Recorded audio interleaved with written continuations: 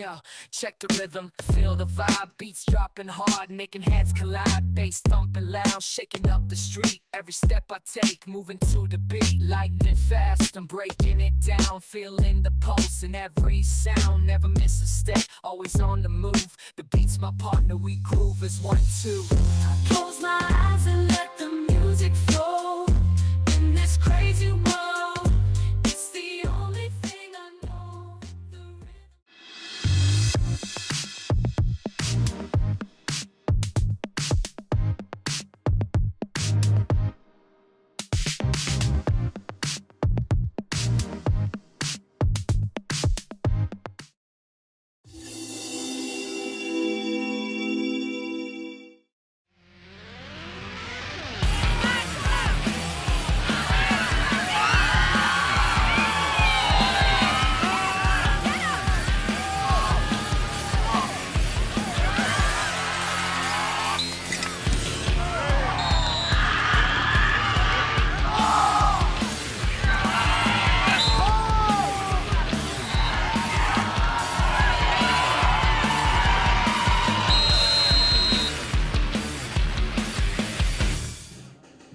The 2024 Alberta Bowl is coming to a snowy close. It's the Harry Ainlay Titans facing off against the Raymond Comets. Hello, everyone, and welcome to Lincoln Hansen Field. Welcome to the broadcast booth. It is the 5A Provincial Championship. Connor Toffin, joined by Rob Herod. Rob, this is the big game. This is the main event of the high school football season in Alberta. Yeah, and we've had 4 great games to watch and call and talk about over the course of this weekend. But again, it all comes to a close here tonight with these two powerhouses at the 5A level going toe-to-toe here tonight in what is a little bit of a chilly night. Of course, we've talked about the snow all weekend, but both these teams are ready and prepared for a really good fight tonight. And the field's been cleared in between the last game and this one, so should be a good track for these guys to play on. It has been a crazy weekend full of snow. It's been a great year for both of these two teams.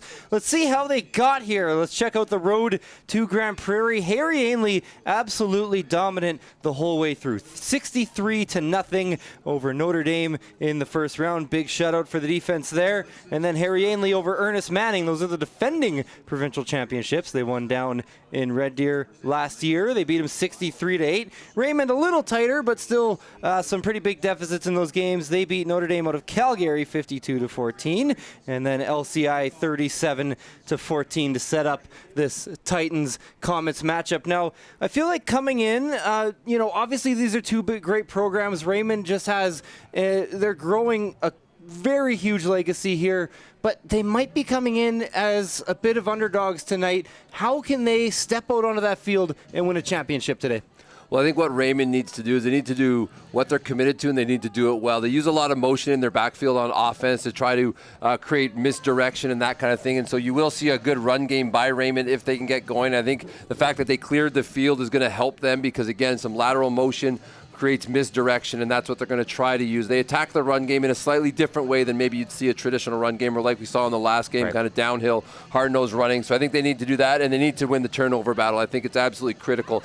We've seen the ball hit the ground a number of times over the course of this weekend. It's still going to be slick. It's going to be cold out, so they're going to have to stay warm, and they're going to have to execute, win the turnover battle, and then they need to stick with what they've done all year long to get themselves to here. And they, in some sense, they may have a little bit of an advantage because they've actually been pushed a little bit more this season against the teams that they've been playing. You look at Harry Ainlay, even in the Metro League in Edmonton, they've blown out teams all year long. Nothing was even close. I was at the city final game in Edmonton, and it wasn't even close. It was done after like a quarter and a half. And so, I think their margin of victory is well over 30 over the course of the entire year, except for that Raymond game at the beginning of the year, which was pretty close. They both got a game out at Footfield. It was very close. Right. It came down to some fourth quarter plays. So kind of flipping things to that Harry Ainlay side, there's been some heartbreaks for them recently. They didn't make the provincial final last year, but this Ainlay team feels like, regardless of past years and how good they have been, it feels like this team might be just a little bit of an extra step ahead of even those great squads. Well, and again, the CFC rankings across the country has put them at number 1. I think Raymond comes in a few spots below that, but they definitely are. And, Harry Ainlay is the football hub of Edmonton, and really in recent recent years of Alberta. Again, there's been teams that have pushed them. There's teams that have a chance to knock them off, but they just have so many athletes. They're big, they're strong, they're athletic. And I think in the end tonight, that is their advantage. They need to be patient. They need to stay in the game. They need to execute like they want. And it's going to be interesting to see if Raymond can hold on long enough, execute, and win that turnover battle, because they've got a few more players playing both ways. And that can the attrition of players in a game like this at this time in the season can pay off. And that cost them last year. Big with time. the game we called in the finals last year. Against Ernest Manning. So Raymond coming off of a heartbreaking comeback defeat in last year's provincial final, trying to avenge that loss today against the powerhouse Harry Ainlay Titans. We are going to throw it to our in-house announcer for player intros, the coin toss, and the anthem. Number 0, Chile East Hope. Number 1, Cossin Arcus. Number 2, James Baldry. Number 3, Talon Ralph. Number 4, Sam Zobel. Number 5, Gunnar Nelson. Number 6, Cooper Barr. Number 7, Seth Harding. Number 8, Dash Harker. Number 10, Walker Gibb. Number 11, Brody Beezer. Number 12, Joe Wild. Number 20, Sawyer Williams. Number 21, Kalai Purcell. Number 22, McKay Salmon. Number 23, Charlie King. Number 24, Asher Libert. Number 30, Keatley Nielsen. Number 32, Coleman Blackmore. Number 33, Dax Hegelson. Number 36, Reggie Salmon. Number 40, Isaac Ali. Number 42, Taylor Phillips. Number 44, Parker Ellingson. Number 50, Dylan Schneider. Number 54, Kassan Hedgie. Number 55, Caden Wendorf. Number 57, Braden Nish. Number 58, Rigdon Kinzel. Number 62, Jaron Pearson. Number 63, Ty Still. Number 64, Charles Graves. Number 65, Donald Curry. Number 66, Eli Steed. Number 68, Noah Wegwitz. Number 80, Finn Davis. Number 81, Lane Keeler. Number 82, Cody Harris. Number 84, Parks Baines. And number 88, Ryder Curry. And also welcome head coach Connor Ralph and the rest of his staff from the Raymond Comets.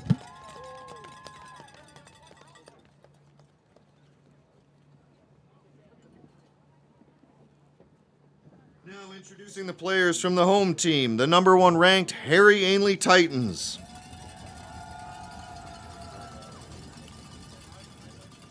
Number 0, Crown Orofo. Number 1, Rafael Cueto. Number 2, Jaden Weiser. Number 3, Noah Baker. Number 4, George Arbez. Number 5, Spencer White. Number 6, Liam Pickenen. Number 7, Curtis Durance. Number 8, Brant Steed. Number 9, Xavier Egan. Number 10, Gavin Weiser. Number 11, Sincere Egan. Number 12, Naveed Savidardi. Number 13, Cashton Holloway. Number 14, Ladanian Orkorofod. Number 5, Lorenzo Wells. Number 16, Christian Pellifer. Number 17, Eric Cormier. Number 18, Muhammad. Number 19, Yamin Abelsod. Number 20, Matthew Delpiche. Number 21, Joel Thorpe. Number 22, Sam Metcalf. Number 23, Boaz Camo. Number 24, Sarius Wilson. Number 27, Dominic Robinson. Number 28, Nolan Kassir. Number 32, Gavin Malik. Number 33, Himanish Penmesala. 37, Sebastian Ray. Number 41, Josiah Thomas. Number 42, Leonard Elquiza. Number 45, Mike Zalaski. Number 47, Jeff Chen. Number 50, Corbin White. Number 52, Remy Bilodeau. Number 55, Blake Godwin. Number 56, Ben Mawat. Number 59, Gavin Robinson. Number 66, Cooper Troy. Number 68, Blake Preffy. Number 75, Javon Krishna. Number 76, Caden Sawchuk. Number 77, Drayden Crystal. Number 78, Ridley Van Teeling. Number 80, Devon Davis. Number 81, Sawyer Gluska. Number 88, Emmett Goss. Number 89, Declan Gluska. Number 92, Vaughn Pin. Number 93, Darian Roth. Number 94, Evan McInnes. Number 96, Samir Minhas. Number 97, Daniel Ramjan. And number 98, Riker Medkey.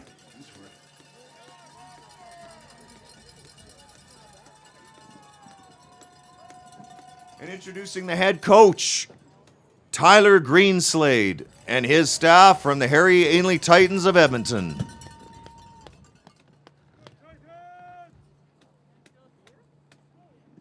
Please now turn your attention to the center field, where we will call captains forward for the coin toss. Today's officials are from Calgary, Edmonton, Southern Alberta, and Mighty Peace Football Officials Association. Our officials are head referee Mike Stewart, umpire Bailey Grabmuller, line judge Dave Olson, down judge Dave Bliley, back umpire Brian Yeager, and back judge Larry Leduc. I got this on now? Yeah. Okay, let's play the game with respect. Respect for yourselves, respect for your opponents, respect for the officials. All right? We're going to have a good, clean game. Congratulations on making it to the 5A final. Ainlay, who's going to be speaking for you? Number 6, you will be. You're here by yourself. Ainlay, you are the home team. You will have the choice in the coin flip. The A is going to be heads. The bowl, or B, is going to be tails. Please make your call, heads or tails. Tails is the call. It is a head. We on ball. Would you like the ball? Which side would you like to kick from? Because you're going to switch sides. Okay, we're going to have, pardon me, thank you. We're going to have Raymond proceeding for the first half. Gentlemen, head to the teams, and we'll do the anthems. Thank you. Flag us off to these guys.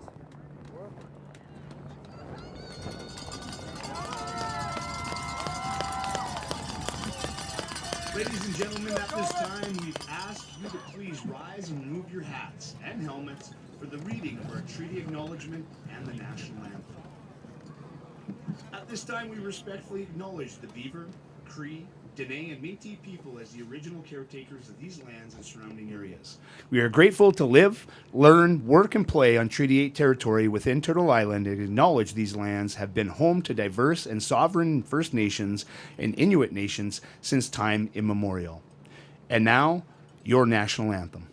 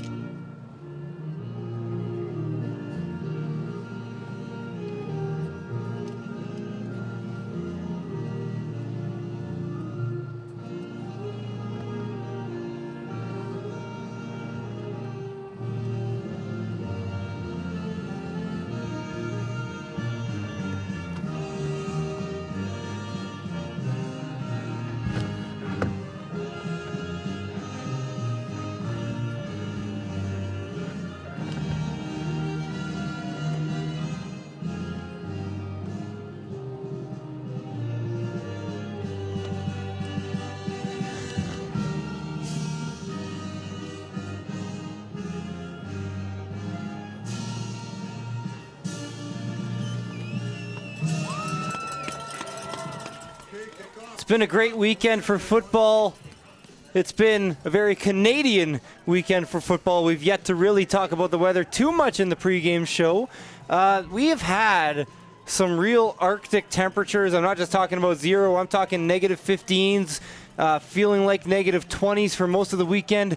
Wind gusts. It looks a little better for this game. It is still snowing a little bit. We've seen blizzard-like conditions late last night as the 9-a-side game was ending. Right now, Rob, doesn't look too bad out there. But let's talk just kind of about the quarterback play between these two teams. And starting with the Comets and Talon Ralph, their grade 12 leader, calling the plays for that squad. He brings so much to this offense and comes from a lineage of great football family. Well, the Ralph family, of course, maybe one of the more well-known football names in Alberta, and all hailing typically from down in Raymond. And again, there's a connection. The head coach, Connor Ralph, cousins with the offensive coordinator of Harry Ainlay, Brock Ralph, and of course, both of them related to Talon Ralph. And so, you know, last year we had a chance to, I think 3 of those Ralph boys were on the team. Yeah. 1 left, and again, he's at the helm, a 3-year starter for the Comets. And so that experience over the last number of years is going to pay dividends for him, ready for this game, obviously well prepared. And then, of course, someone on the other side, a family member that you're coaching against, knows how to get to maybe Tanner Ralph. We'll see how that goes. And then, of course, with Harry Ainlay, they've got George Arbez, who leads that pack and has for a while been at Harry Ainlay. And then they've got a 2-quarterback system to some degree. They have a more mobile quarterback in Brantstead.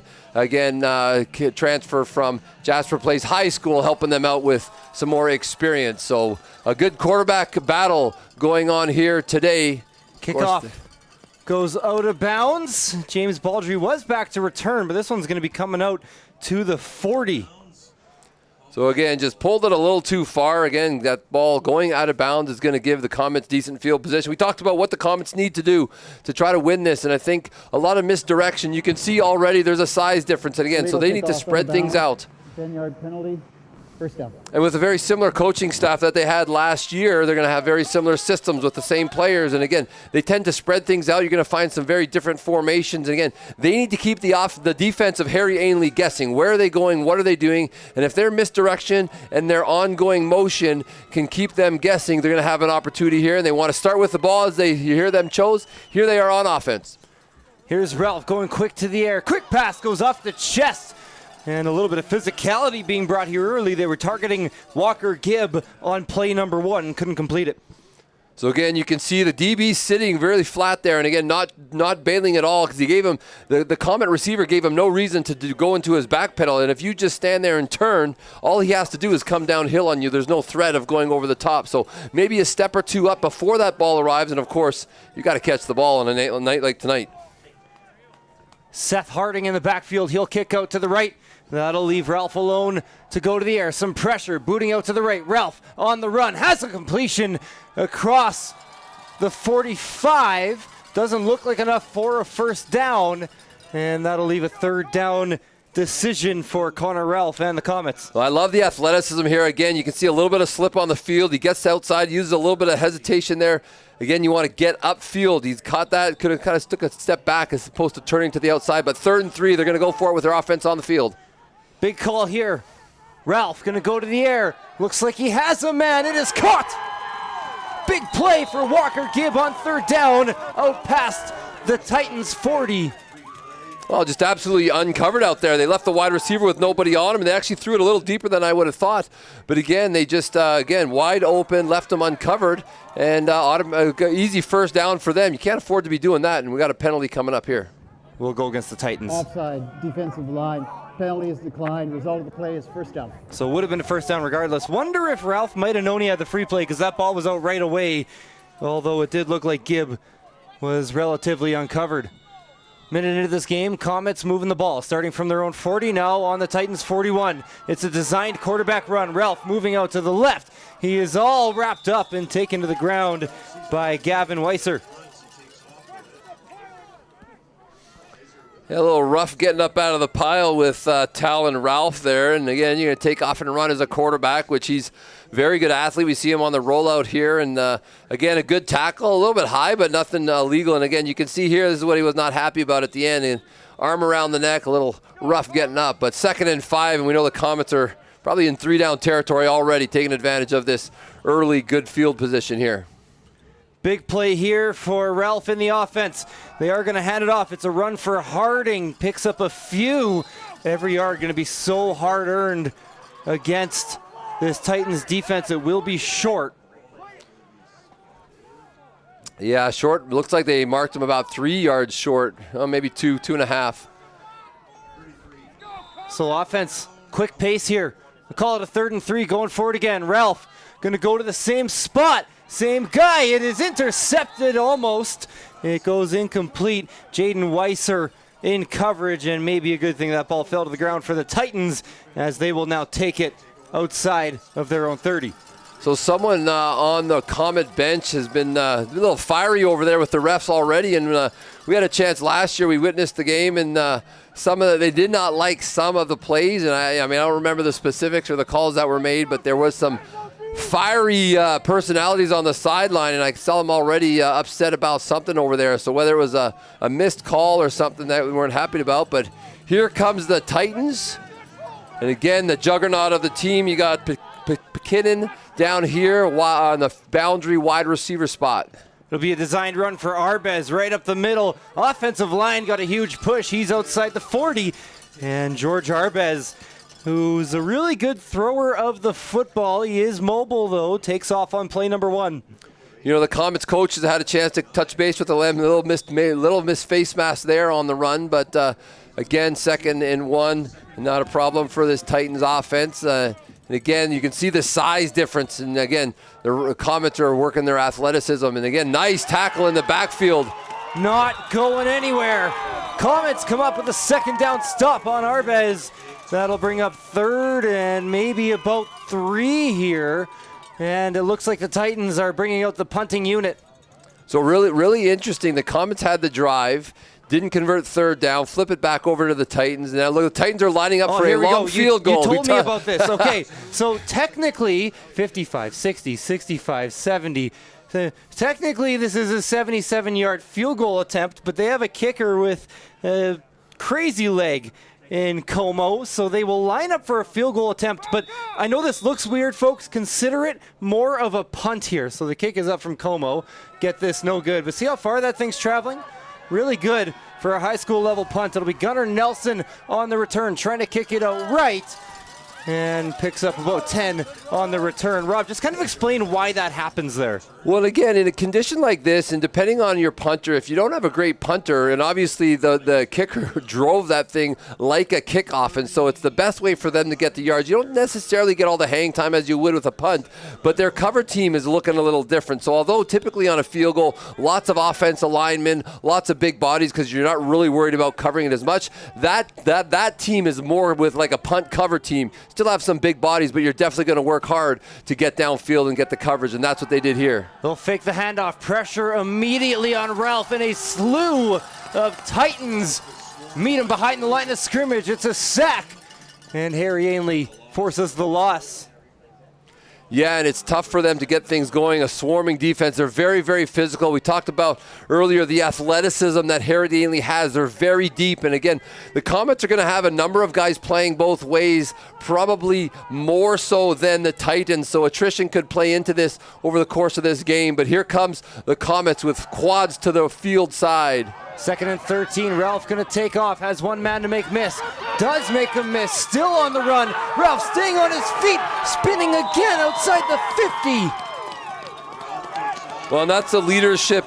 Talon Ralph. They are going to lean on Talon for a fair bit. Again, they trust him. He's a 3-year starter. And again, you can just see the effort. What a great job of making that miss. Because that was it. He wasn't going to make the yards, but then just taking the shots there, you can see the Titans have to wrap him up. He's a very good athlete, and he's going to make plays if they don't wrap him up and take care of him. So you can see right there, again, a long distance to go. He just takes off and gets it all.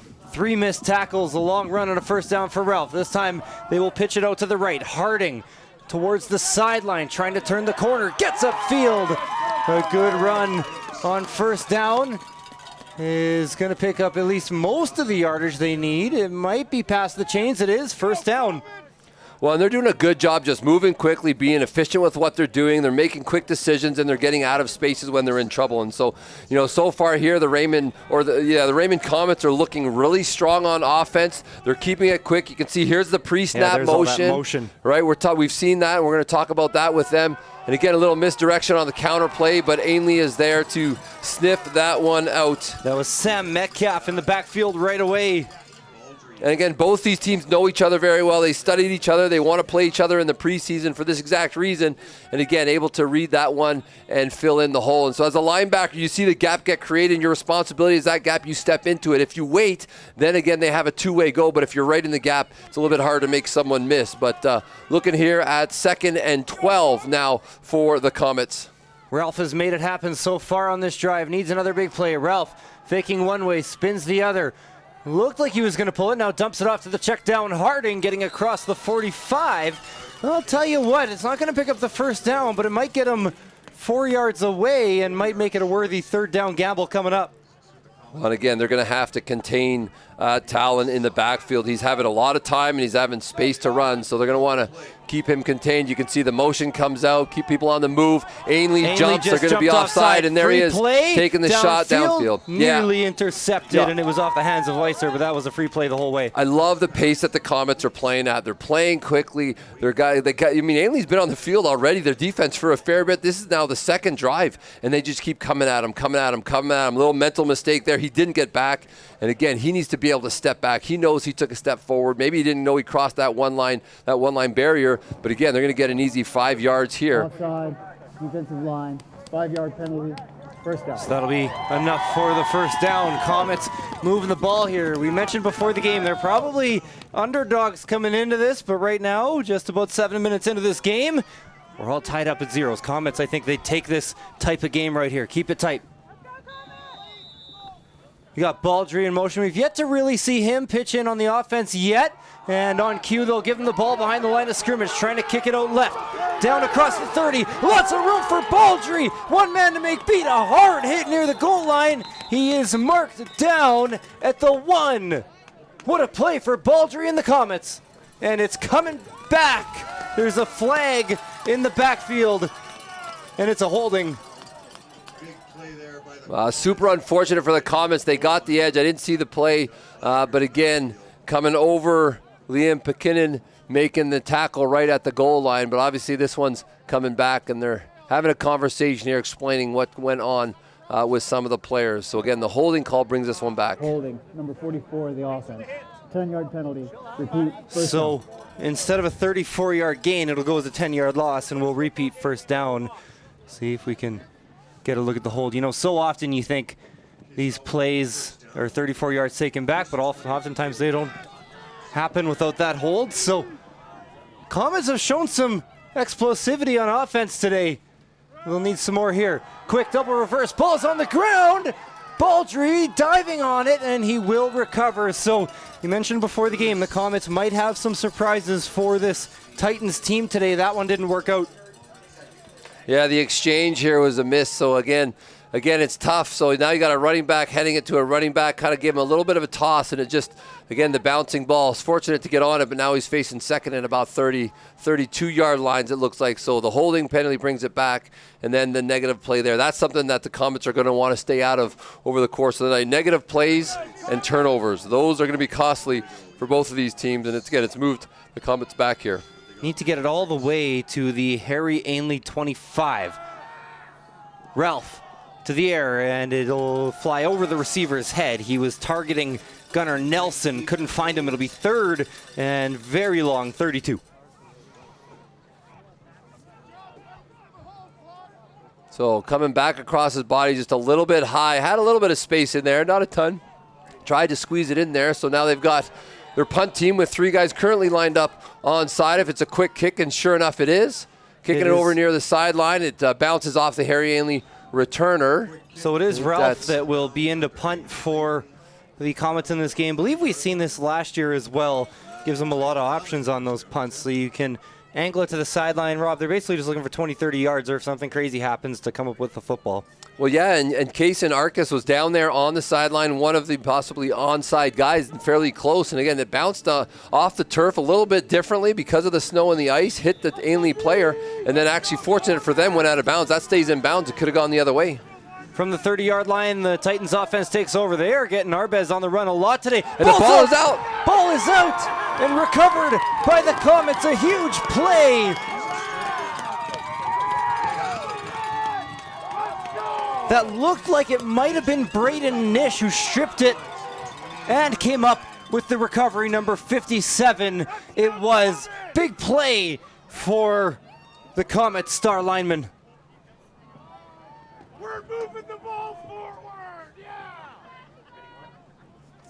And again, we talked about the two different quarterbacks. That was indeed George. Sometimes they bring in Brant to run the ball a little bit.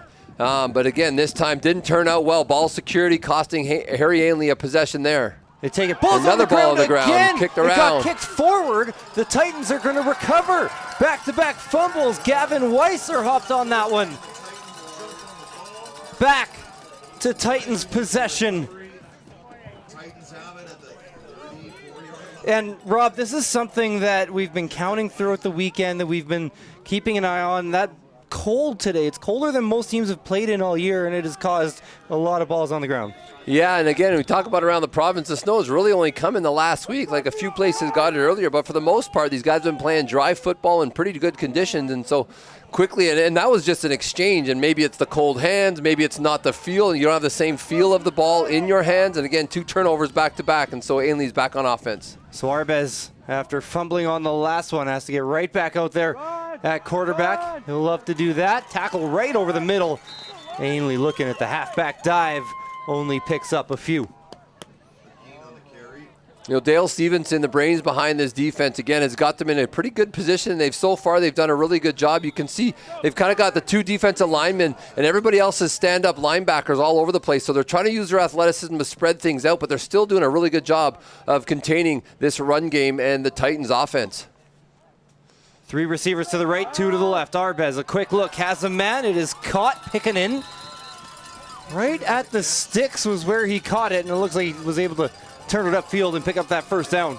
Yeah, and the Titans want to get him involved in this game early. Their top receiver, and again, a phenomenal athlete. Had a chance to watch him at the CFC All-Star game in Ottawa this last spring, and man, what a great route runner, what a good athlete he is. And so again, the sooner they can get him involved in this offense with a balanced attack, it's going to favor the Titans, and the Comets are going to have to find a way to slow that down. From the 45, quick sweep across to Pickett, trying to get around the edge, and flying in there was Seth Harding, who has been playing at running back. Rob, you mentioned a lot of guys on this team playing both ways. And it's going to be tough to hang in with these Titans if they got everybody playing both ways, but that's the athleticism and the aggression that the Comets are playing on defense. These guys are going to be well-conditioned, and again, doing this all season long, playing both ways helps them, but they haven't seen a team like the Titans since that preseason game. At the I think it was the very first high school game of the season this year. Play action. Arbez trying to run it forward. Multiple. There's a flag on the field. He got a few yards. He got contacted behind the line of scrimmage, made a miss. And right now the Titans are pointing in the Comets' direction.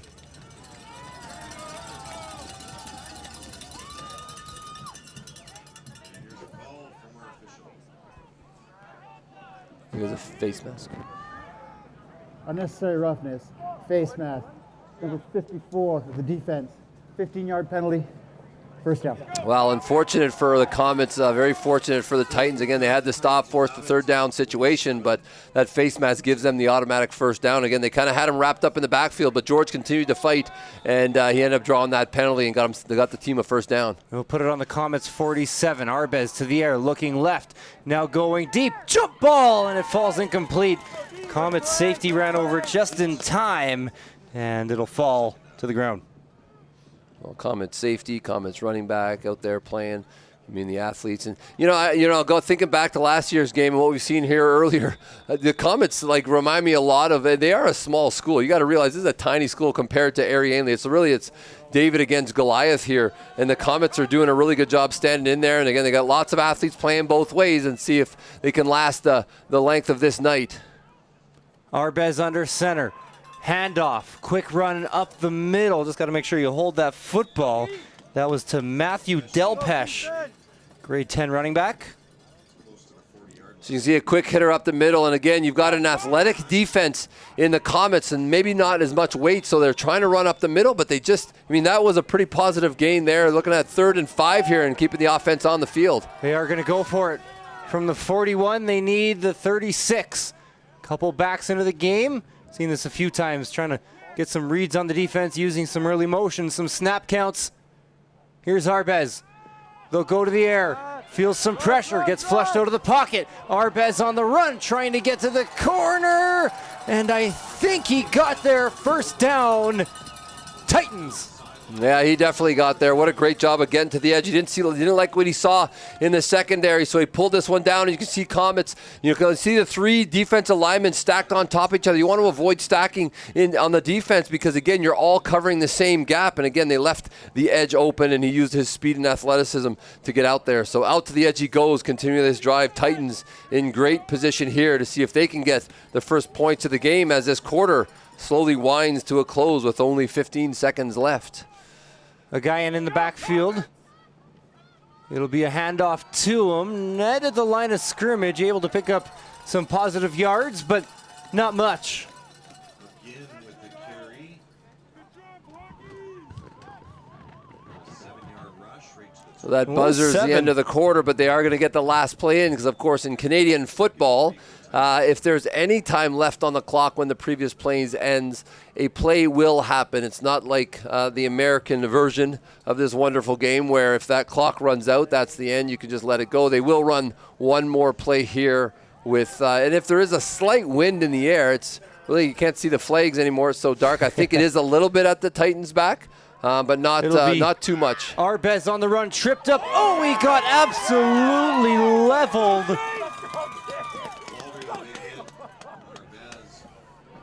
You can see here as he tries to get to the edge, gets tripped up just a little bit there, and as he stumbled, but then came to finish him off. Baldry. Again, letting them know about it, having a little chat with them after it. Doesn't want to get himself a penalty. He's got to watch that if he starts talking. I don't know what the... Believe we might be getting a measurement here. They're putting that football down. They've already started for the quarter break, so I believe that we might want to throw, and we'll get you the results of that measurement as soon as we come out of the break. We are at 0-0, Comets and Titans in a defensive battle.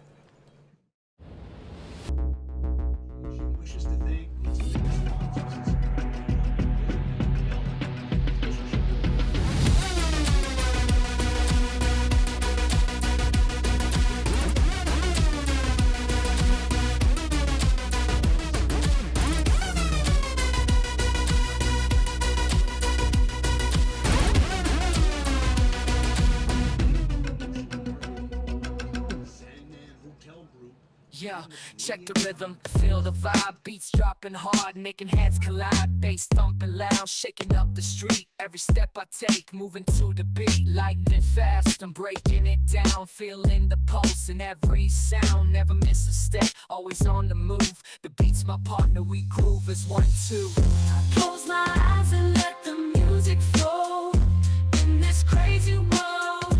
It's the only thing I know.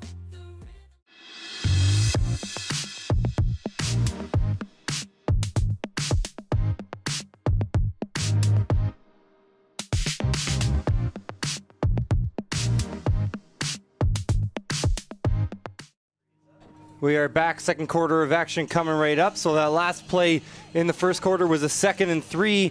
Arbez got tackled at the last second by Baldry. It was really close, and the measurement was down to about a piece of paper. Take a look at this.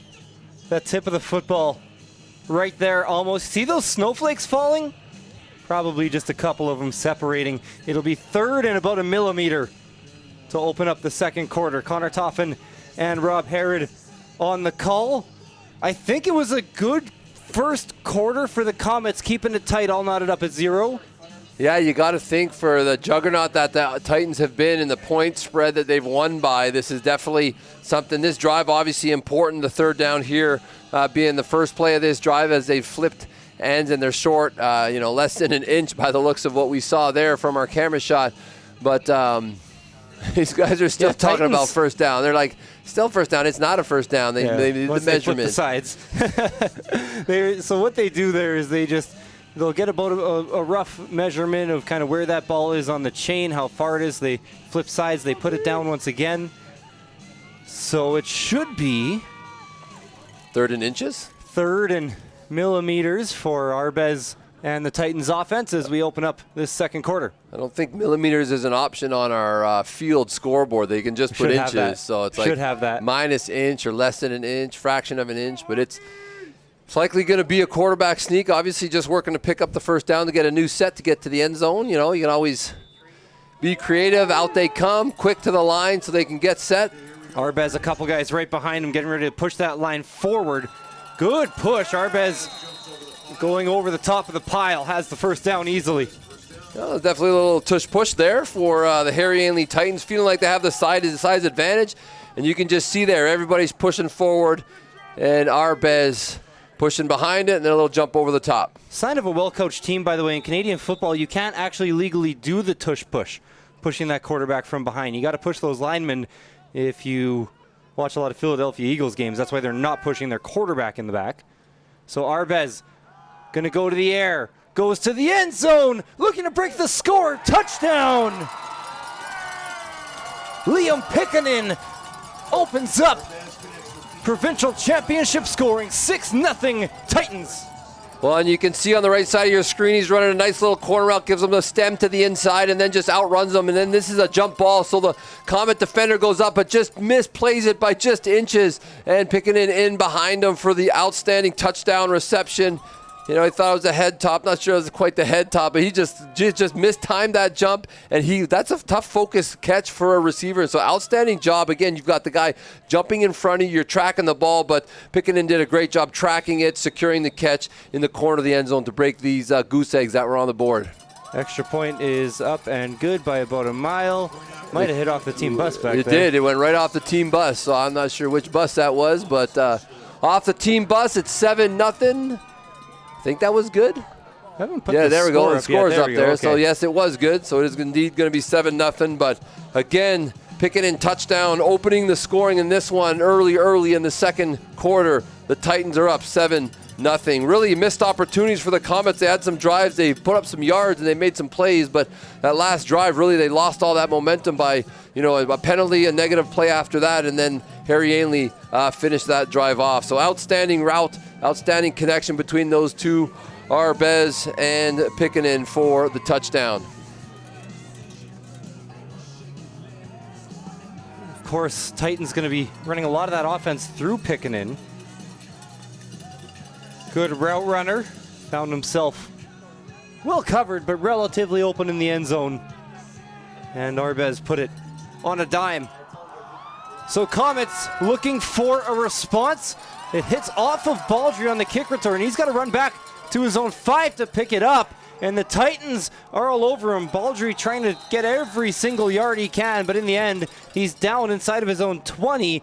And it looks like Gavin Wacer a little slow to get up here. He will try to stay on the field. Valuable player for this Titans defense. Kind of think of him as Roland Milligan type of player. Plays special teams as well. When the Comets came out in that first quarter, really fast-paced, moving things around, showing them a lot of different looks, a lot of different things, trying to catch them. They caught them once with a wide receiver. That was wide open on that drive, but they have yet to produce some points out of it. And here they go, motion into the boundary with 4 receivers. Quick toss out to the left. That did go backwards. It was caught anyways by Durrance, and he's way up in front. That was a nice little run there. Again, 12, 13 yards, getting themselves a little bit out of their own end there and getting a first down. That's what they want to do is, again, but operate quickly, keep things going. They want to get more possessions. And again, they don't necessarily want to give the ball back, but they're doing a great job of moving things around. And Harry Ainley's kind of just sitting back and waiting and watching and making sure that, hey, let's not give up anything deep. Let's make sure we rally to the tackle, force these guys to make plays all night long. That was Harding, rather. On the first down, quick give here to Baldry, trying to get to that corner again across the 45. Baldry, a talented runner, turned it upfield, and once again, good first down production for Baldry, picks up 8. Well, again, you can see some motion by the receivers. Again, you know, Harry Ainley's playing a cover 2 defense right now, so that's 2 deep defenders to make sure they don't go over the top because they can throw the ball and they can be efficient at throwing the ball downfield. But the Harry Ainley Titans are trying to keep everything in front of them. So, again, they're giving up some yardage, hoping that, again, at one point the Comets can't execute and this drive stops. But right now they're 2nd and 2 in a good situation on offense. From the 39, Baldry, the motion man, going to kick back out to the right. It'll be a toss to Harding, met in the backfield in a hurry. Sam Metcalf was there, forces the loss. It'll be a 3rd and 4. You know, Metcalf being a graduating player, you can see him just flow really well, and as soon as he sees that hole open up, he goes through it. And again, the idea is you want your running back hitting that hole like that, but it's a linebacker in that case coming through, filling the hole and making the tackle in the backfield. So again, forcing a punting situation, maybe a little too deep for the Comets to go for it. They've gone for it a number of times on 3rd down. This one a little too deep in their end, but we'll see what they have. They are very creative in their play design and what they do. So you see all the guys with the hands up reporting as eligible or ineligible depending on where they are and the numbering that they're wearing. Again, some of those guys are wearing 80s and 20s and they're going to be ineligible players. So looks like a timeout was called. Timeout, Raymond. Remember, too, their punter is their quarterback. And I think that's something that when you're playing the Comets you have to keep in mind. Just because their punt team is out there doesn't really mean much, especially on a 3rd and 4. So timeout taken by the Comets, and we've seen them move the football, but really just yet to get those continuous first downs. They'll pick up 1 or 2, and then they end up punting it away. They've had a turnover in this game as well. Well, the Comets, again, feel like a little bit of flash and dash, moving here, moving there, and again, trying to catch them. They've caught them a few times. They're going to need to continue to go back to their fundamentals, and this is the fundamental system that they like to run. They like to run the motion. They need to catch guys. They try to outnumber you at the point of attack. Like when you motion 4 receivers to one side, well, if there's only 3 defenders, you got a good blocking odds if you're going to run a swing pass like we've seen a few times today. Or if you don't get the outnumbers, you can throw the ball against that if Harry Ainley's going to sit in a zone. So you can see the returner not very deep right now. That's I think that's picking in back there again. Very, very good athlete, very good returner, tracks the ball well. See if he can get himself a return on this one. So Baldry will punt it away, gets some good leg on it, but it's taken by picking it inside his own 50, makes 1 miss, and then gets upended near midfield by Brody Beezer. Wow, that's, you know, I mean, it seems like a pretty routine play for a kick returner, but in these conditions, securing that punt like Pickenen did there, did a great job, kept his eyes on his elbows in, did a good job of getting some positive yards after the catch. Again, you don't want to take too many shots like that in a game, but he's a tough kid. He's going to do well, and he's going to stand in there all night tonight working for this team. He wants that provincial championship this year, of course, being his graduating year. So Titans scored their last drive. Now they'll take over from their own 54, looking to make it 2 straight. Arbez booting to the right. He's going to go to the air. Has a man. It's caught at the 35. Leveled. And now they're going to call it an incomplete pass. So originally it looked like they had, was that Eric Cormier down there? So they had him, and it looked like he had secured the catch, but it got dislodged before he could make a football play. So we'll see here.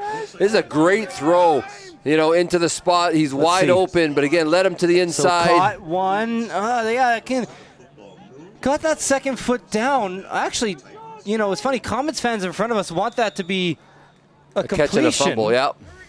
And a fumble, but I think he might have been down more than anything. So both teams maybe have an argument here. Let's see when that ball comes out. Tough to tell from both angles. We got to see from the far side of the field, and we're not down there. So live to see second down. It'll be a delayed handoff on a draw play. Big play for Quadio. He's gonna go. Touchdown, Titans. So again, we talked about the attrition and then just the athleticism of the Titans. They lost. They just missed one, the deep play through the air. They come back with a draw play, and they've attacked them. And again, I was talking to the Comets defensive coordinator working through this, and the number of draw plays. I think he counted 18 draw plays in the last game that they ran. So the Titans love the draw. Again, trying to get the linebackers to drop into coverage a little bit because of the abilities of receivers like Pickenen and the other wide receivers on the Titans. Again, you get those linebackers dropping back a little bit, and all of a sudden you have a little bit of running room there, and they took advantage of it there. Extra point is up and good.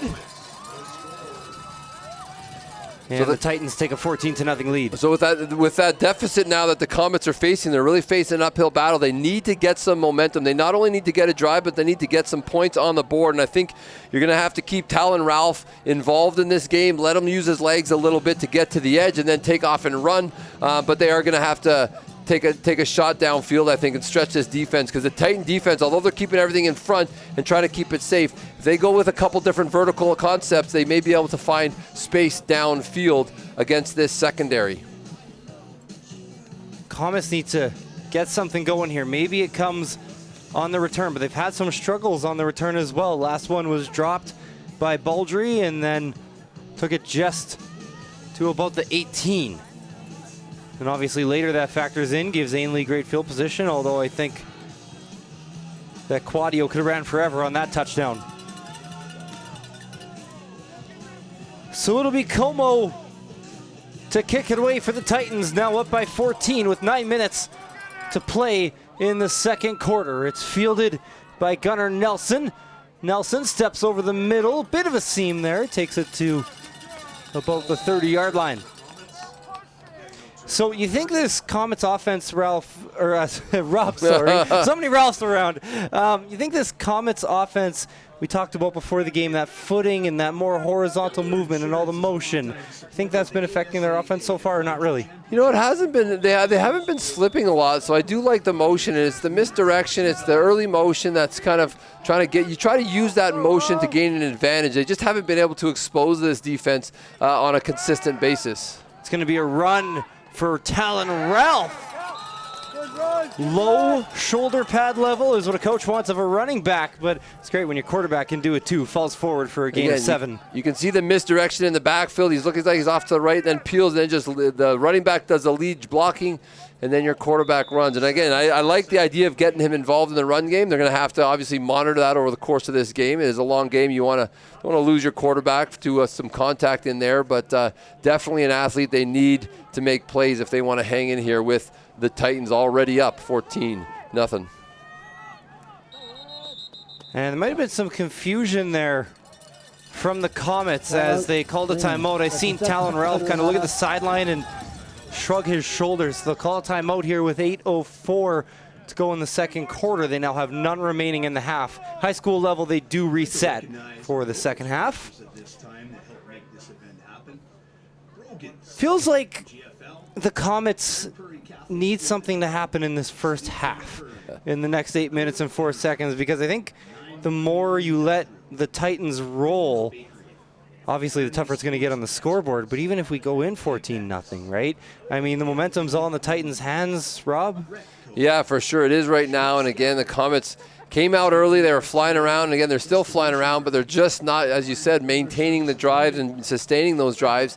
And so, again, they haven't been able to get points on the board. They've been close a couple times. Didn't take advantage at all when they got in there, where you look at the Titans. They've punched them in twice now and got 2 majors. So the Comets need to respond. They need to look at what can their response be. Is it through the air? They really haven't done a lot through the air. I think they have the ability to do that, and they have the system to do that. But this cross motion and action that they're doing, they're going to look here, and we're going back to the cross motion, see if they can outman him at the point of attack, but no can do, as Harry Ainley's just all over that with that defense, just flowing to the ball and just seeing that cross motion and understanding how to play that.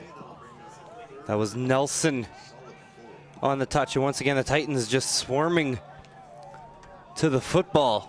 Just not a lot of room in on the tackle was Von Pine. Yeah, and the defensive lineman in that case I was watching, Von Pine doing a good job of, he wasn't in the tackle, but he's stretching it out. He's not allowing himself to get blocked. He can see what's happening in the backfield, and by stretching it out to the field, there's just no lanes for guys to go with, and then the secondary and the linebackers have a chance to come in. So back into a punt situation here on 3rd and 4. Just kind of waiting for the Comets to go with one of those fakes, but this one will be angled away from Pickenin by Ralph. Fields it over the shoulder. He's got some room in front of him out to midfield, and he'll be angled out of bounds right there.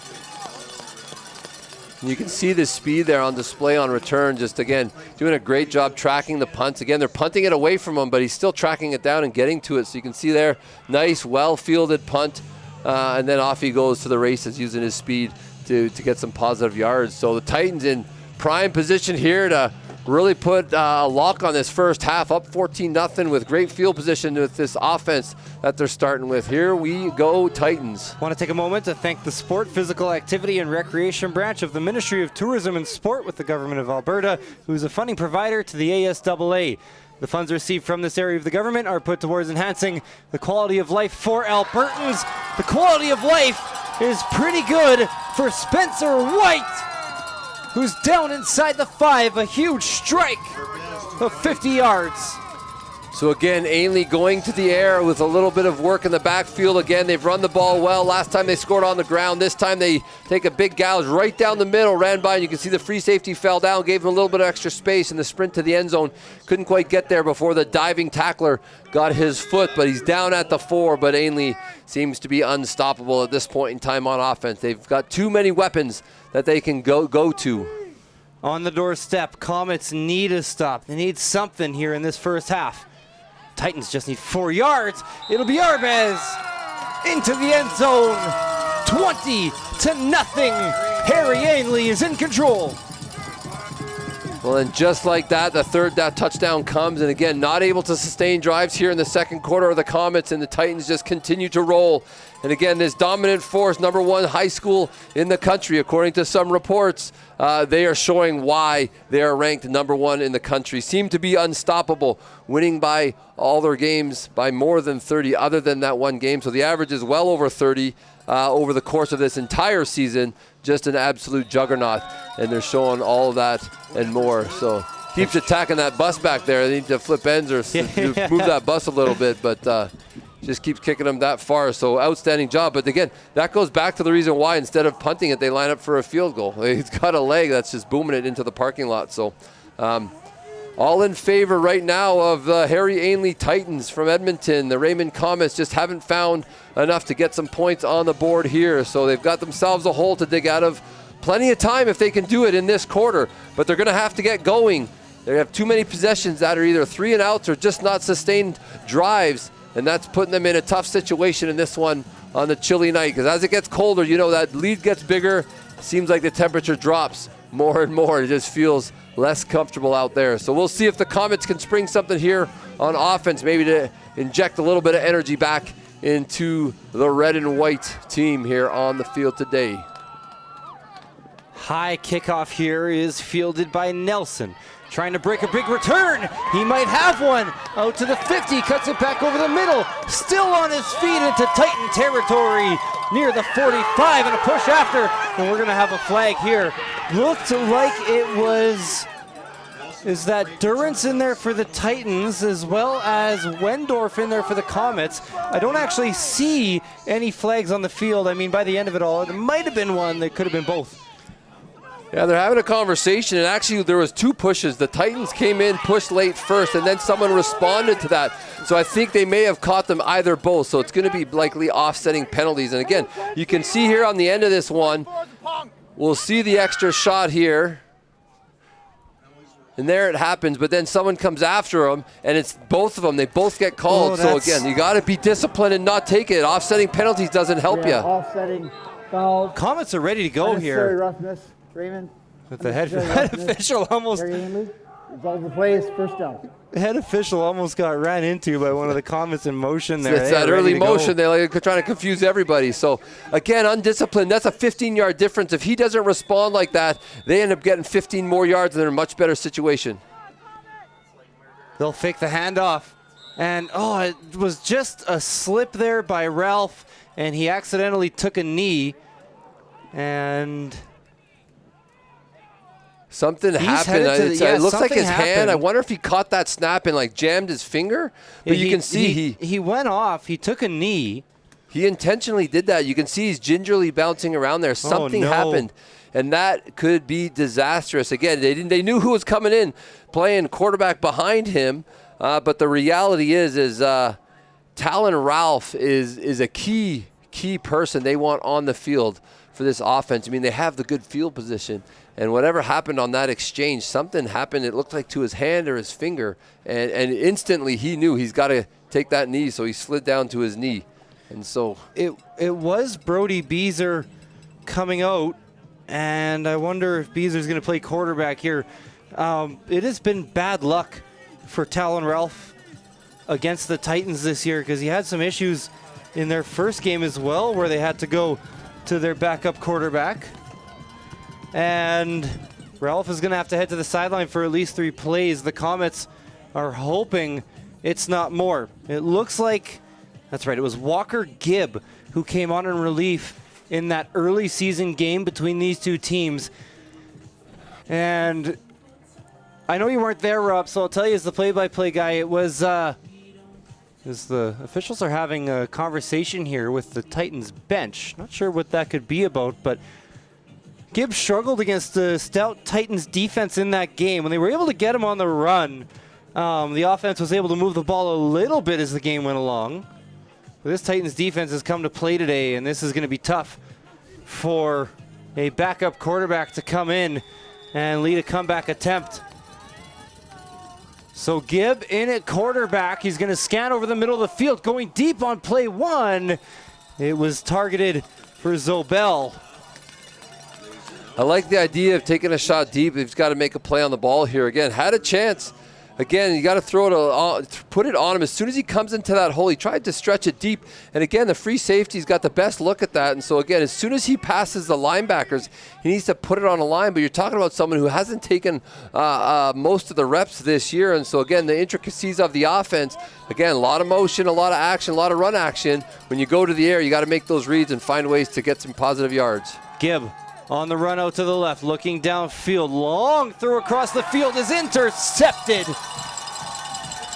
Titans come away with the football. Once again, it's Pickenen, the wide receiver, the defensive back, the do-it-all man for the Titans.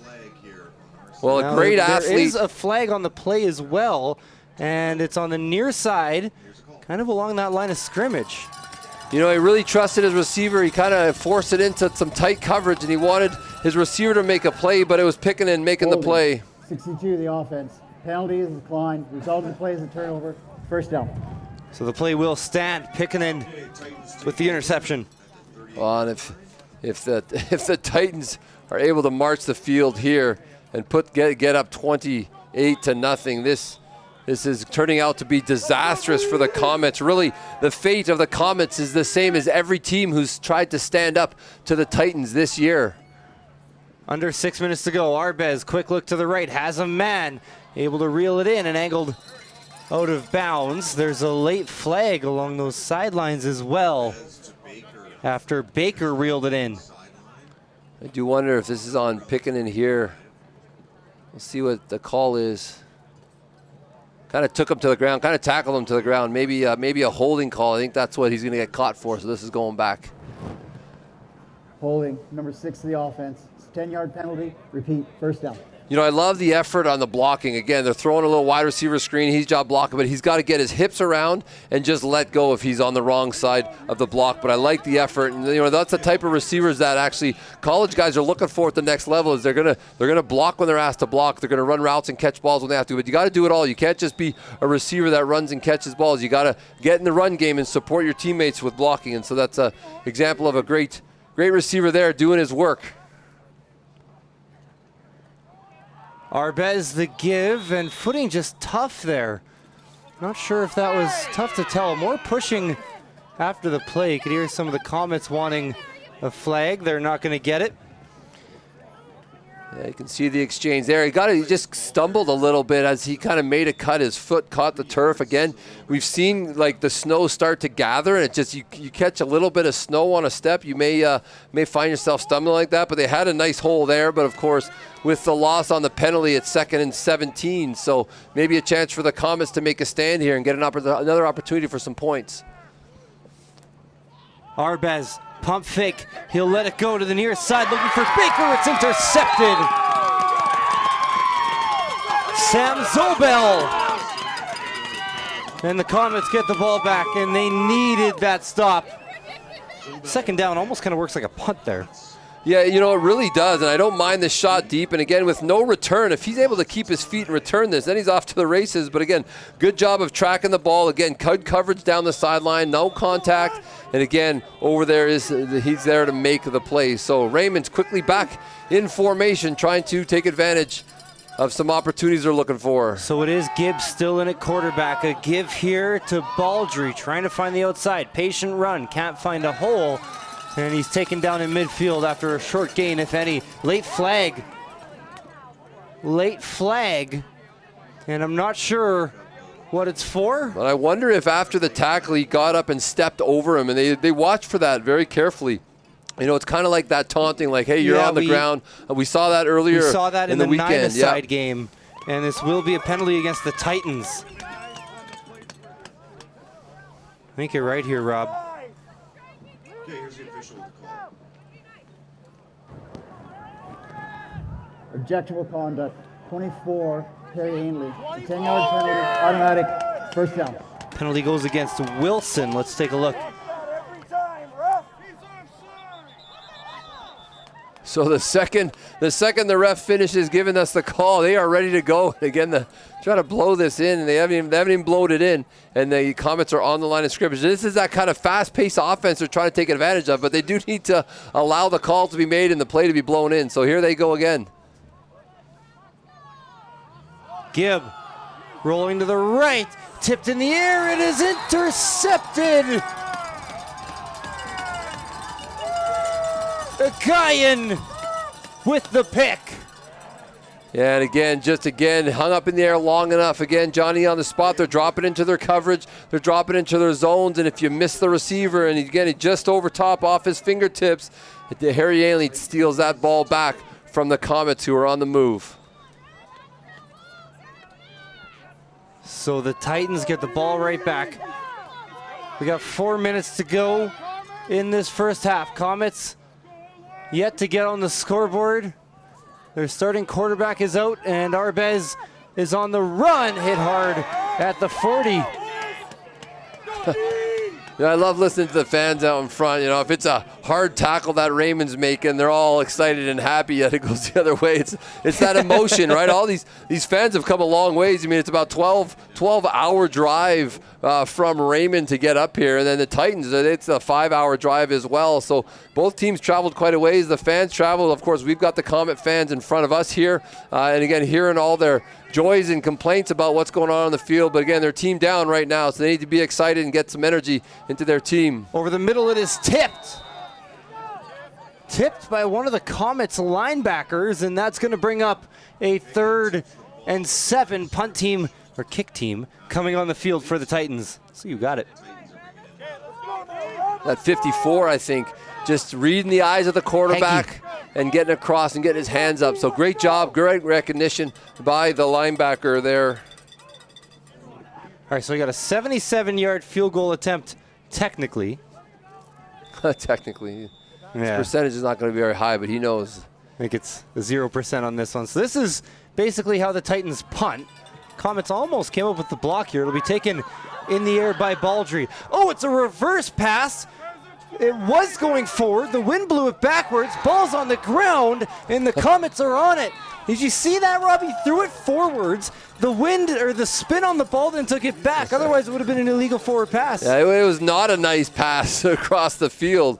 But I love the idea. I love how they've studied. They can see it. They got nobody out there. But again, just not able to make the pass. There you go. We'll see it. He's just inside the line. Tough to tell there. You see it kind of changing direction. It definitely was backwards. Again, it was not a well-thrown ball, but he's not able to scoop it and takes the shot. Ball still bouncing, but what a heads-up play to get on the ball and not make it absolutely disastrous after they try to make something out of the return. Comets looking for a big play any way they can get it. That one will go for naught, but they are on offense. Quick run over the middle. It was Zobel. He'll pick up 7. Getting about half the yards that he needed. Again, now they need to make sure they get the other half to keep this drive alive. They can't really, I mean, if they keep giving it back to the Titans, every couple drives the Titans are scoring. So, you know, the Comets definitely need to find something on offense to get something going here. They've got to keep pace with this powerful Titan team. We'll go as a 2nd and 5. Quick look to the right. Wobbly pass, but it's brought in. First down for Kalai Purcell. Well, if he could have got his eyes downfield, they had Kupel Bar, the wide receiver, down the seam, wide open, about 10 yards in behind coverage. But again, the eyes of the quarterback didn't get down the field, and so they did get the first down, which is priority number 1. But again, they're going to have to find a way to take one of those shots when they've got an open receiver. Again, seeing that and avoiding the pressure is going to be critical for the Comets to stay in this one. To the air. Another catch for Purcell, turning it upfield, and he hit Robinson. The Titans linebacker hard, fell forward, but Robinson doing just enough to prevent Purcell from a first down. Yeah, and a good job of holding on in traffic and, again, getting some positive yards. You know, end up making a 2nd and 1, 2nd and 1.5 is a great situation for this Comet offense. You really are close enough that although you do want the first down, you also have an opportunity to take a shot here because you definitely go for it on 3rd down. 2.5 minutes to go. Comets hoping for a last-minute score to bring it back to a 2-possession game. Quick run over the middle is going to be good for a first down.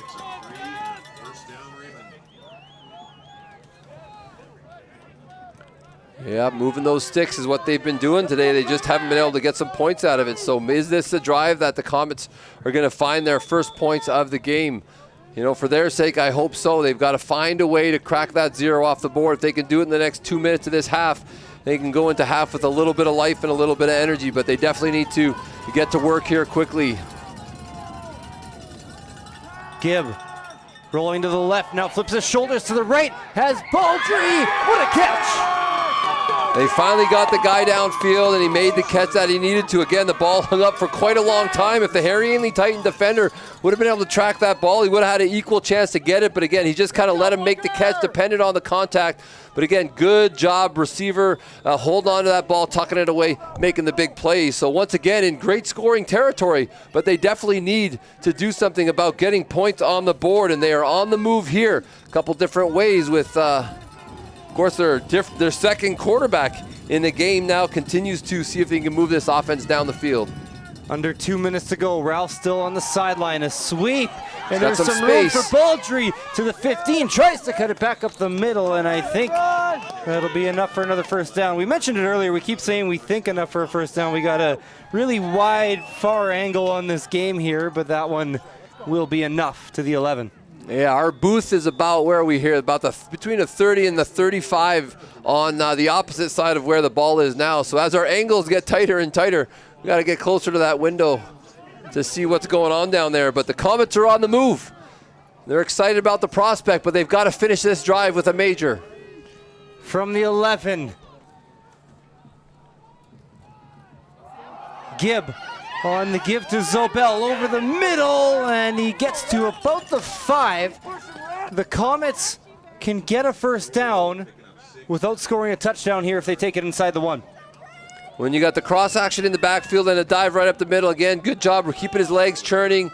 Again, right around the 4.5, 5 yard line is where that ball is going to be placed. So again, they say it's on. It's 4 yards to go just inside the 5, but like you said, they can get a first down. Can't quite see the sticks because that is out of our view, but get down just inside the 1, and that would give them a first down. Harry Ainlay. Timeout Titans. So Comets driving late. looking to score their first points of the game. They pretty much need it here. And they pretty much need a major, and there's no doubt they need to look for 7 here. Give them a chance to get back into this one. Again, they did take the ball in the first half, so it's likely going to be Harry Ainlay ball. They can't afford not to come away with a major here, knowing that ball is going back into hands of the Titans. I also don't see Talon Ralph on the sideline right now. He is likely there. You know those big quarterback coats that you see like John Elway wearing in the old film videos? There's a few players with those on because it's minus 20 here. So it is likely that Ralph is under one of those coats. And Rob, I don't like to discuss injury or do guesswork, but I think if everything was okay with Ralph, he would have been back into this game by now. Yeah, potentially, or they're just, hey, let's give it a little bit of a different look. Let's get a different perspective. They need something to get them going, and not that you want to take him out if you had a choice. You want him in there. He's a great playmaker, but again, they are on the move with a different man at the helm, and again, they need to get the major here. I'm sure they're hoping Talon will be back in the second half. 2nd and 4 from the 5. Another give. Oh, that's going to be close. No touchdown. Tough to tell where he landed there. Baldry down to the 1 or the 2. Well, this is the cross-action run that I am concerned about. Again, he hits the hole pretty hard. He does move going forward, so the question is, timeout Titans. Timeout of the half. Is it a first down? Are they going to have to measure this? Did they get enough inside the 1, or are they just at the 1? Because it could be literally inches to the first down and a yard and a bit for to get to the second. So here, I'm guessing they're going for it here. That does not look like a kicker coming in. Could be. It looks like an extra hoggy getting in there to get a little bit of more mass in there, see if they can get the first down at least, if not the touchdown here. I think based on them sending those guys, and I'm guessing it's going to be 3rd and inches. 3rd and inches, but have they told us that? It looks like it's on the board, so I'm guessing the sticks show that, so we'll see what they decide here. 3rd and inches. The extra hoggy in there off the right side.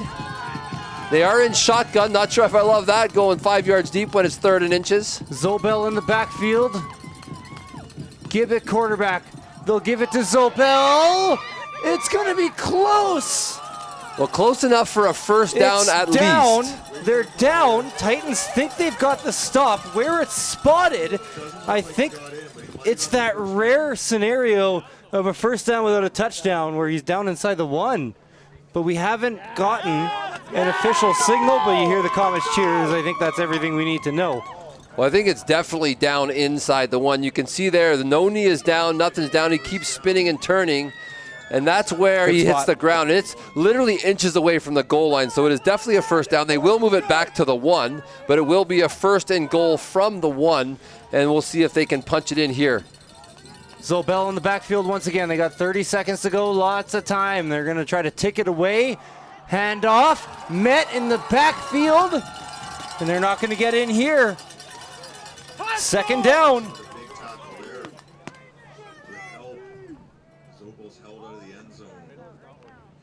And it'll go as a loss of a couple. They had 3 Titan defenders in the backfield waiting for that exchange to happen. They've got to do a better job up front. They've got some hoggies in there, but again, I'm not sure I love the idea of going shotgun on the goal line here. Now they're back up to the 2.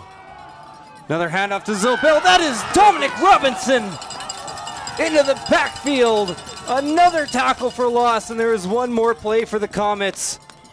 Throw the ball. They're going to have to see some advice coming from the fans there. They got to do something other than running up the gut. The Titans are just fired up and shutting that down. So here they go. They spread things out a little bit with 3 receivers to the boundary, 2 to the field, 1 in the backfield. Comets need it. They're going to listen. They're going to throw the ball. It is a touchdown with zeros on the clock in the first half. A touchdown for Gunnar Nelson. 21-6, and the Comets are staying alive. Well, they found a way to finally get the points on the board. Much needed points after they've been blanked in the whole first half until literally the last play of the half. We'll get the convert to come here, and it'll go into the half where they'll have a chance to get warm. Hopefully they'll evaluate the health of Talon Ralph. It'd be great to get a little bit of info to see what is going on. Are we going to see Talon, or are we going to see Walker Gibb, who led that drive at quarterback? He's also doing the pinning on this convert here. Convert is Kick up. is good. Low one, but it was good. So 21-7. We got some last-minute drama rather.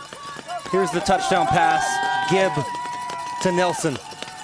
Just not tight enough coverage. You can see the secondary not happy with that, but that is it. We've got 10 minutes for halftime as the Titans go in.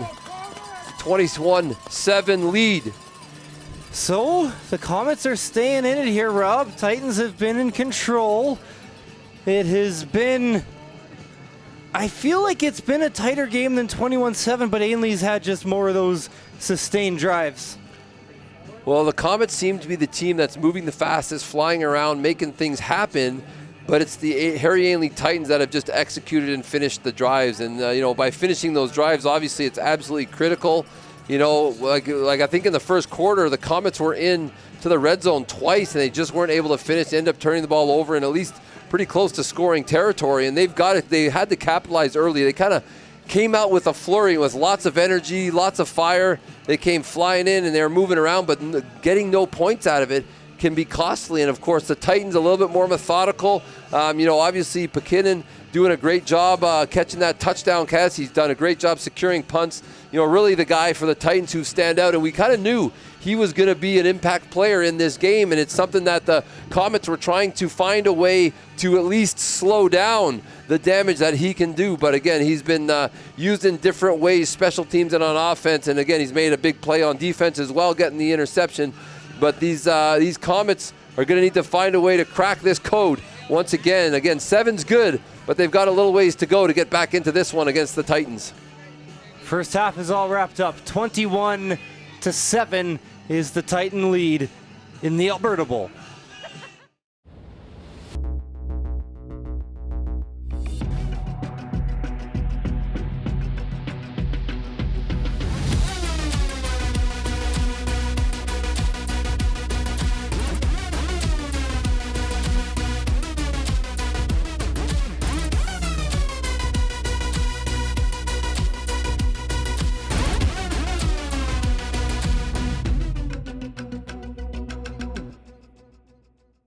Yo, check the rhythm, feel the vibe, beats dropping hard, making heads collide, bass thumping loud, shaking up the street. Every step I take, moving to the beat, lightning fast, I'm breaking it down, feeling the pulse in every sound, never miss a step, always on the move. The beat's my partner, we groove as 1, 2. I close my eyes and let the music flow in this crazy world.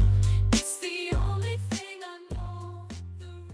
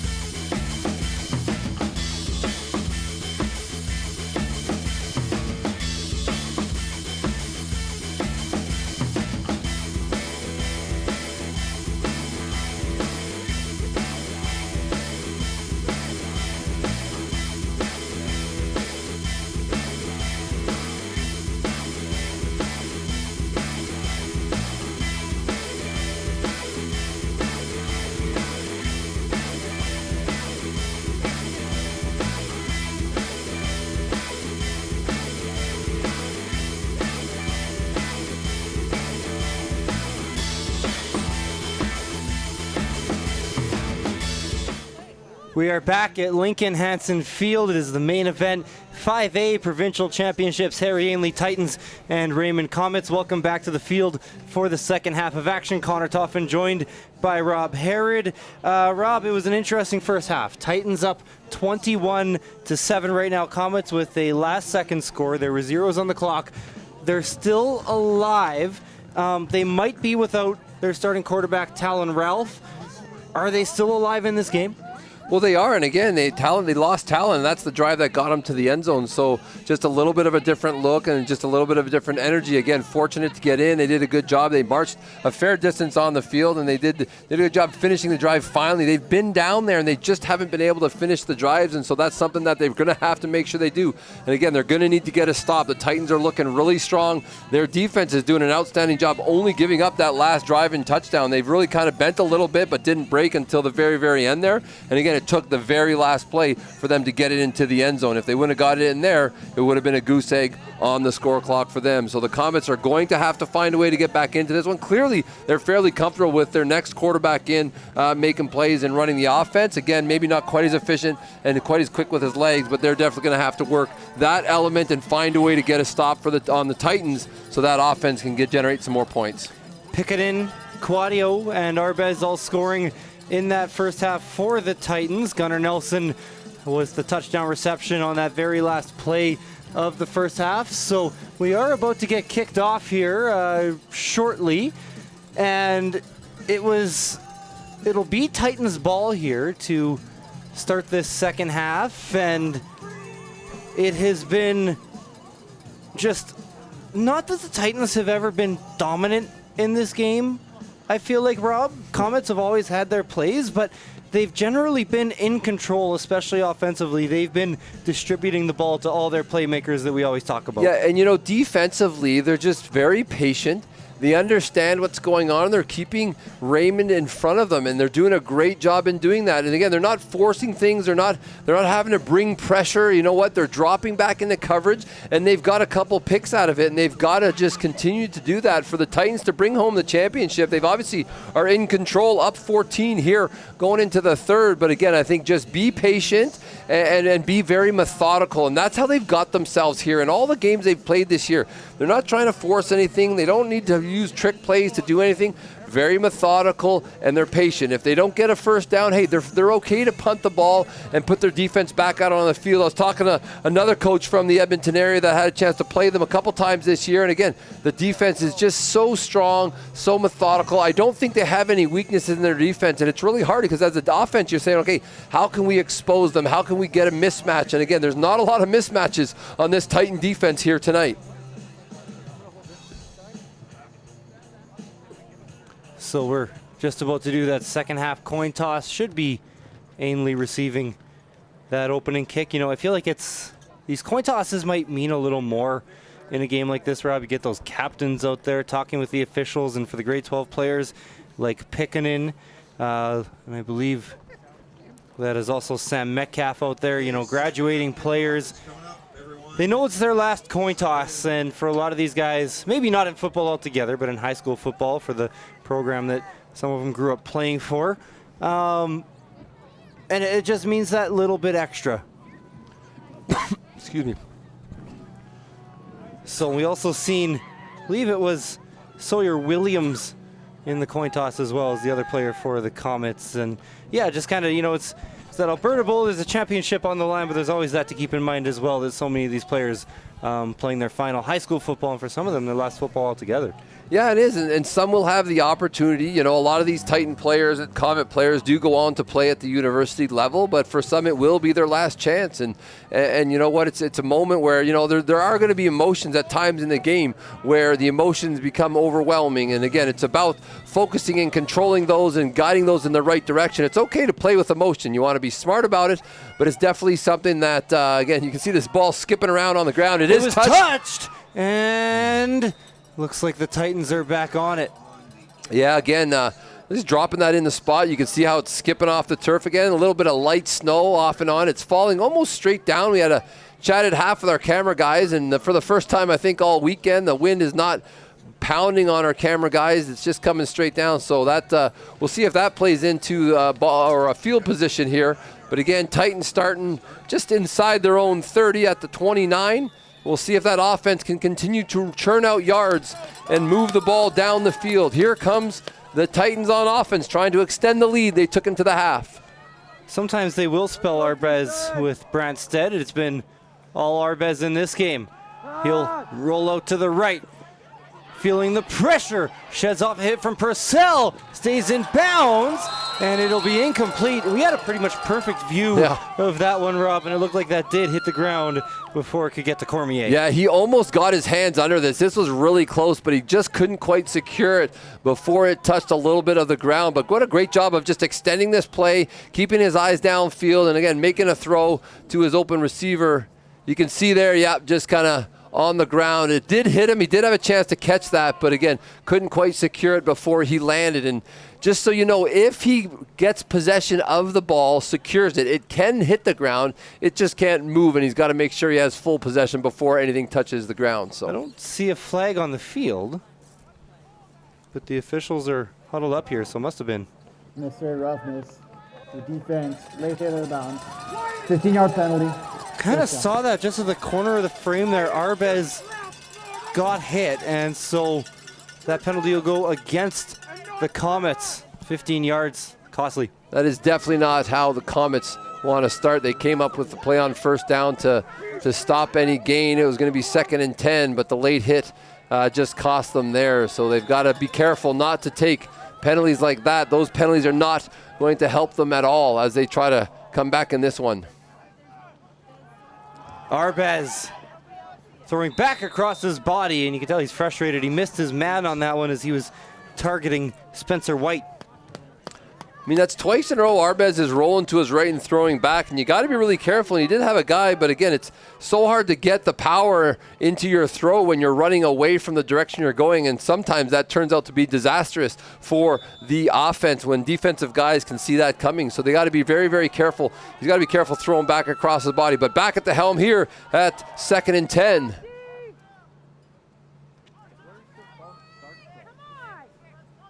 Comets would love a stop here.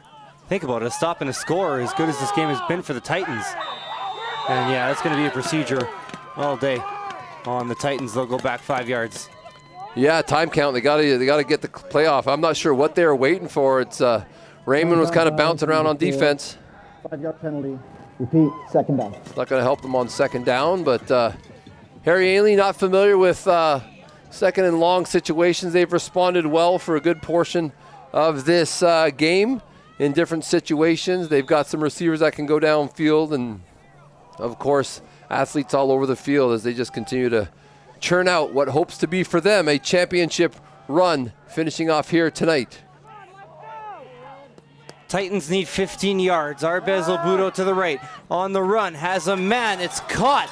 Not quite at the sticks. They got it to Noah Baker, and it'll be a 3rd down and decision now for Tyler Greenslade. 2 yards short, just over 2 yards. So it's a long 2 yards.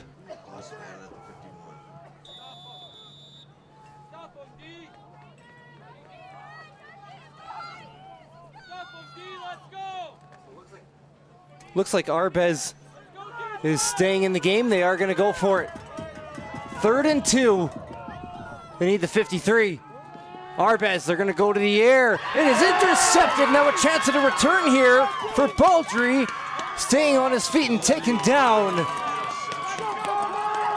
right at about that original line of scrimmage. We've talked about it a couple times this weekend, Rob. Sometimes you want to bat it down, but when you're Baldry and you need a big play, big pick. Well, it almost seemed like Arbez thought he was going to come to the middle of the field, and as Pickenen broke down, he kind of hooked it up where he was, maybe expecting the ball a little bit to the outside, but it was on the inside, and the pick happened there. So again, actually not really a net gain or loss on that one. A knockdown would have given him another yard, but again, the emotional pickup of an interception like that can help the Comets here in good field position. They are in plus territory to start this drive on the Titans side of the field. A handoff to Zobel, and he's taken down around the line of scrimmage. So Talon Ralph still not back into the game. So again, making the tackle, one of their defensive linemen, number 66, Cooper Troy. Again, they talked about him being one of the key members of that defensive front there. Again, making a huge play there to limit the gain to just a couple of inches. So again, 2nd and long for the Comets. Under 10 minutes to go here in the 3rd quarter. Gibb going towards the sideline. Jump ball intercepted. It's Titans football. Sincere Gayan on the return across the 50 into Comets territory.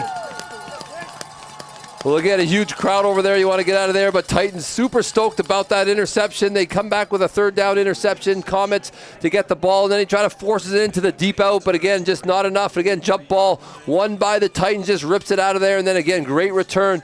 Guys blocking for him, just getting downfield. Again, finished well here, just into Titans bench. Good fundamental tackle by the big Hoggy, but again, not what the Comets need here with 9 minutes in the quarter to go. Again, early in the 2nd half, but Titans still in control, up 21-7. Can the Comets get another stop? Lots of guys on the line of scrimmage right now. It is a quick pitch to Pickenen, who's met around the line of scrimmage. It was Brody Beezer finishing that one off. About a 3 or 4 yard gain there on the sweep. Again, get the ball in the hands of your best athletes, and that's what the Titans are doing.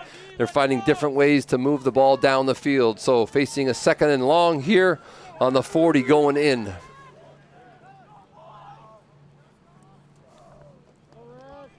Call it a 2nd and 7. Arbez, quick look down the right side, and a hit actually off the foot of the receiver Baker, a little low for him. And kind of in that in-between territory. Not sure if the Titans want to punt here. They are bringing out the punting team. Or are they bringing out a field goal team? Good point. 45-yarder? Yeah, 40, 47. I mean, they field goal kick their punts anyways, so why not direct this one at the uprights and see if they can get some points out of it? And Usually, sure enough, this is out of the range of a high school kicker.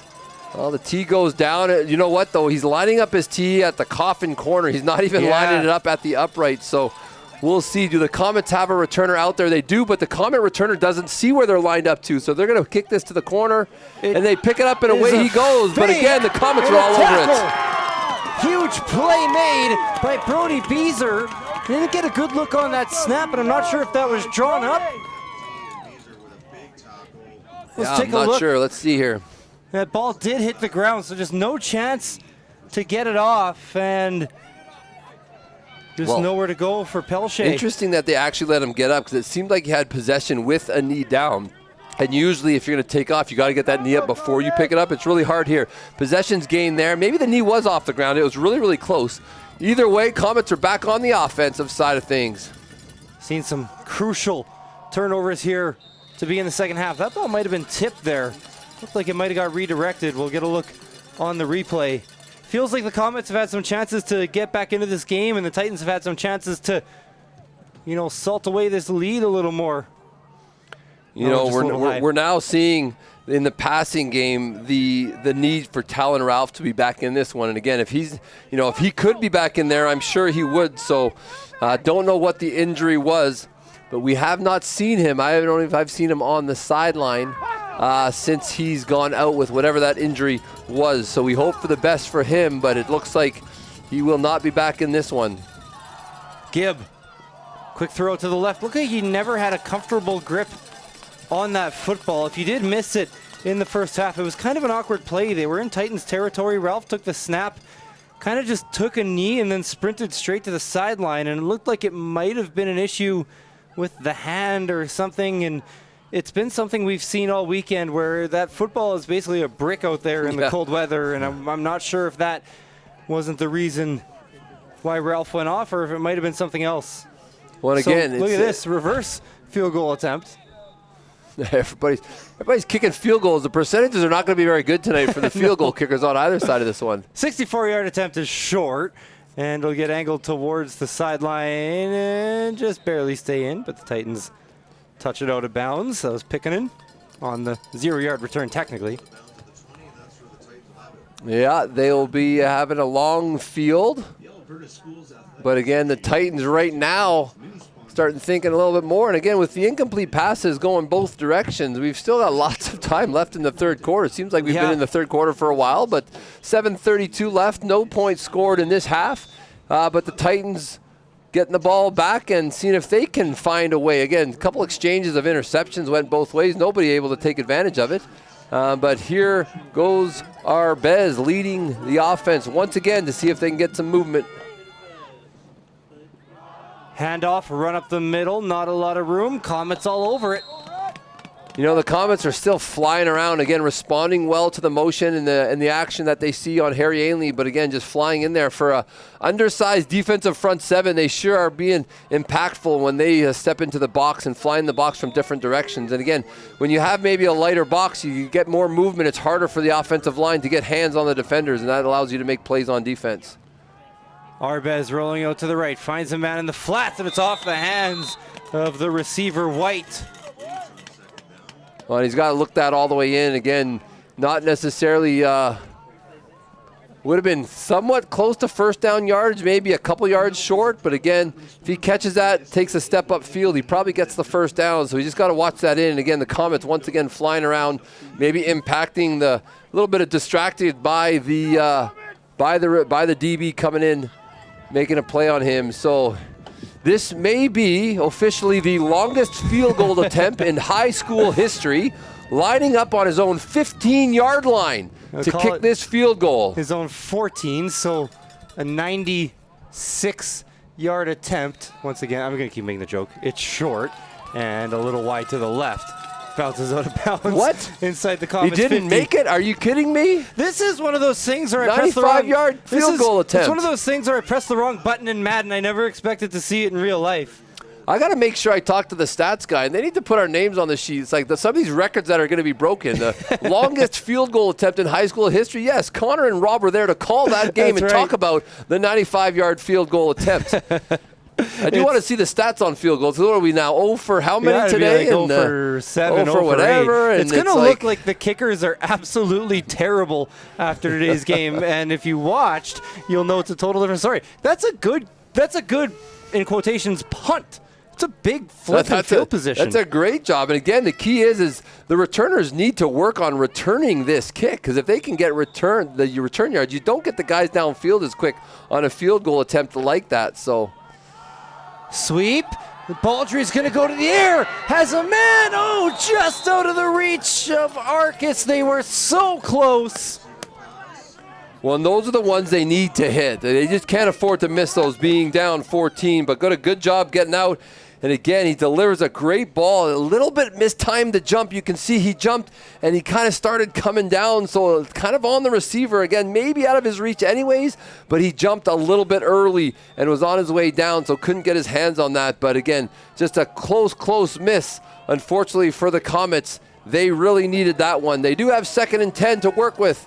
But again, this is becoming very critical as the clock becomes more of a factor as it continues to tick away. Ball's on the ground. Gibb picks it up, keeps the play alive. Eyes downfield, on the run, throws. It's intercepted. Sam Metcalf. He's probably been the best player on defense today for the Titans. And he makes another huge play. It is Titans ball in Comets territory.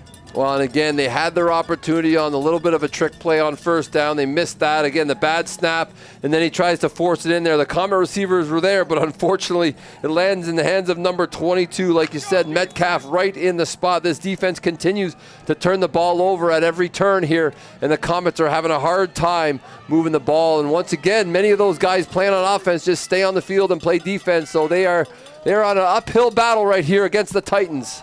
Designed run for Arbez. That's how the Titans started this game. Haven't really seen it much since.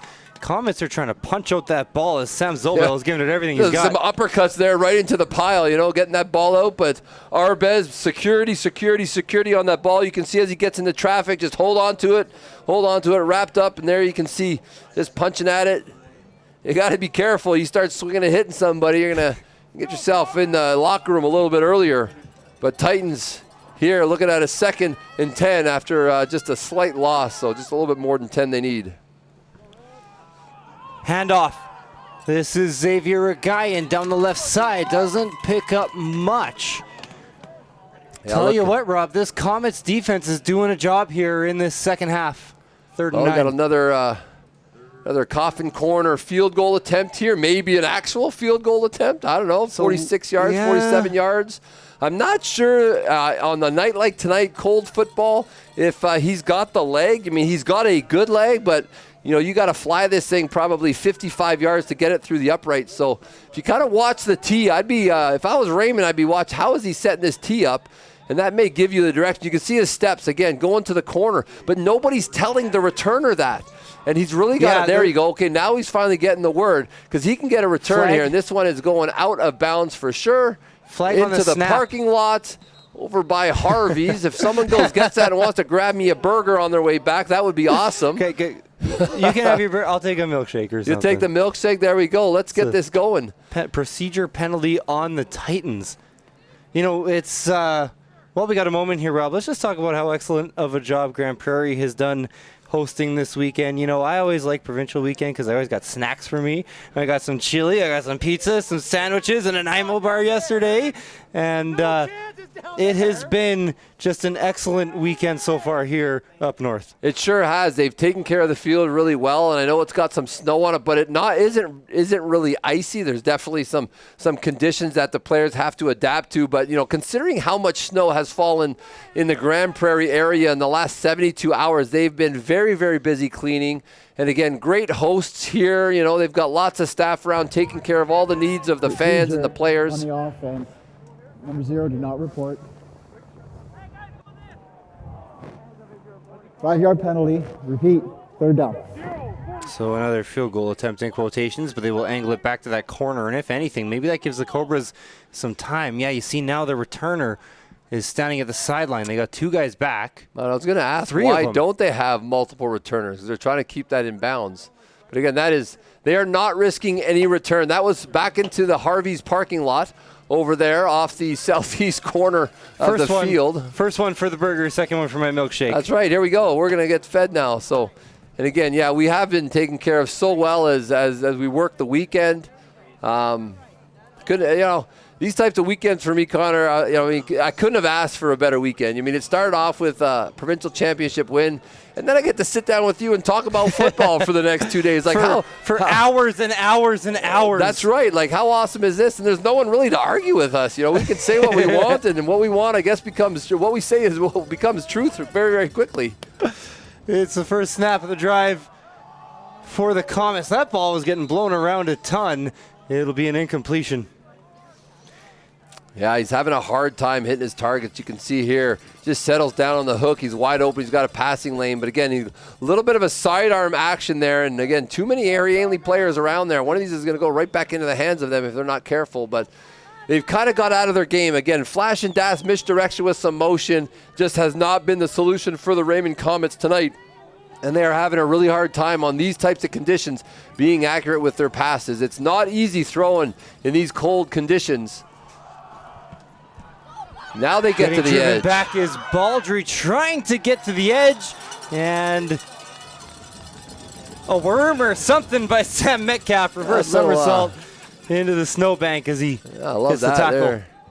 Again, they do get to the edge, but again, he had to go so far deep. You can see he's into the backfield there, and again, the pursuit by Metcalf is just unbelievable. And again, the tackle happens there, and then let's see it again. There we go, little back roll, little worm. I love that. Little breakdancing out there. Metcalf, man of many talents. Maybe on the breakdance team over at Harry Ainlay as well, but definitely a athletic young man who's making a huge impact on this strong Harry Ainlay Titans defense. It was an Olympic sport.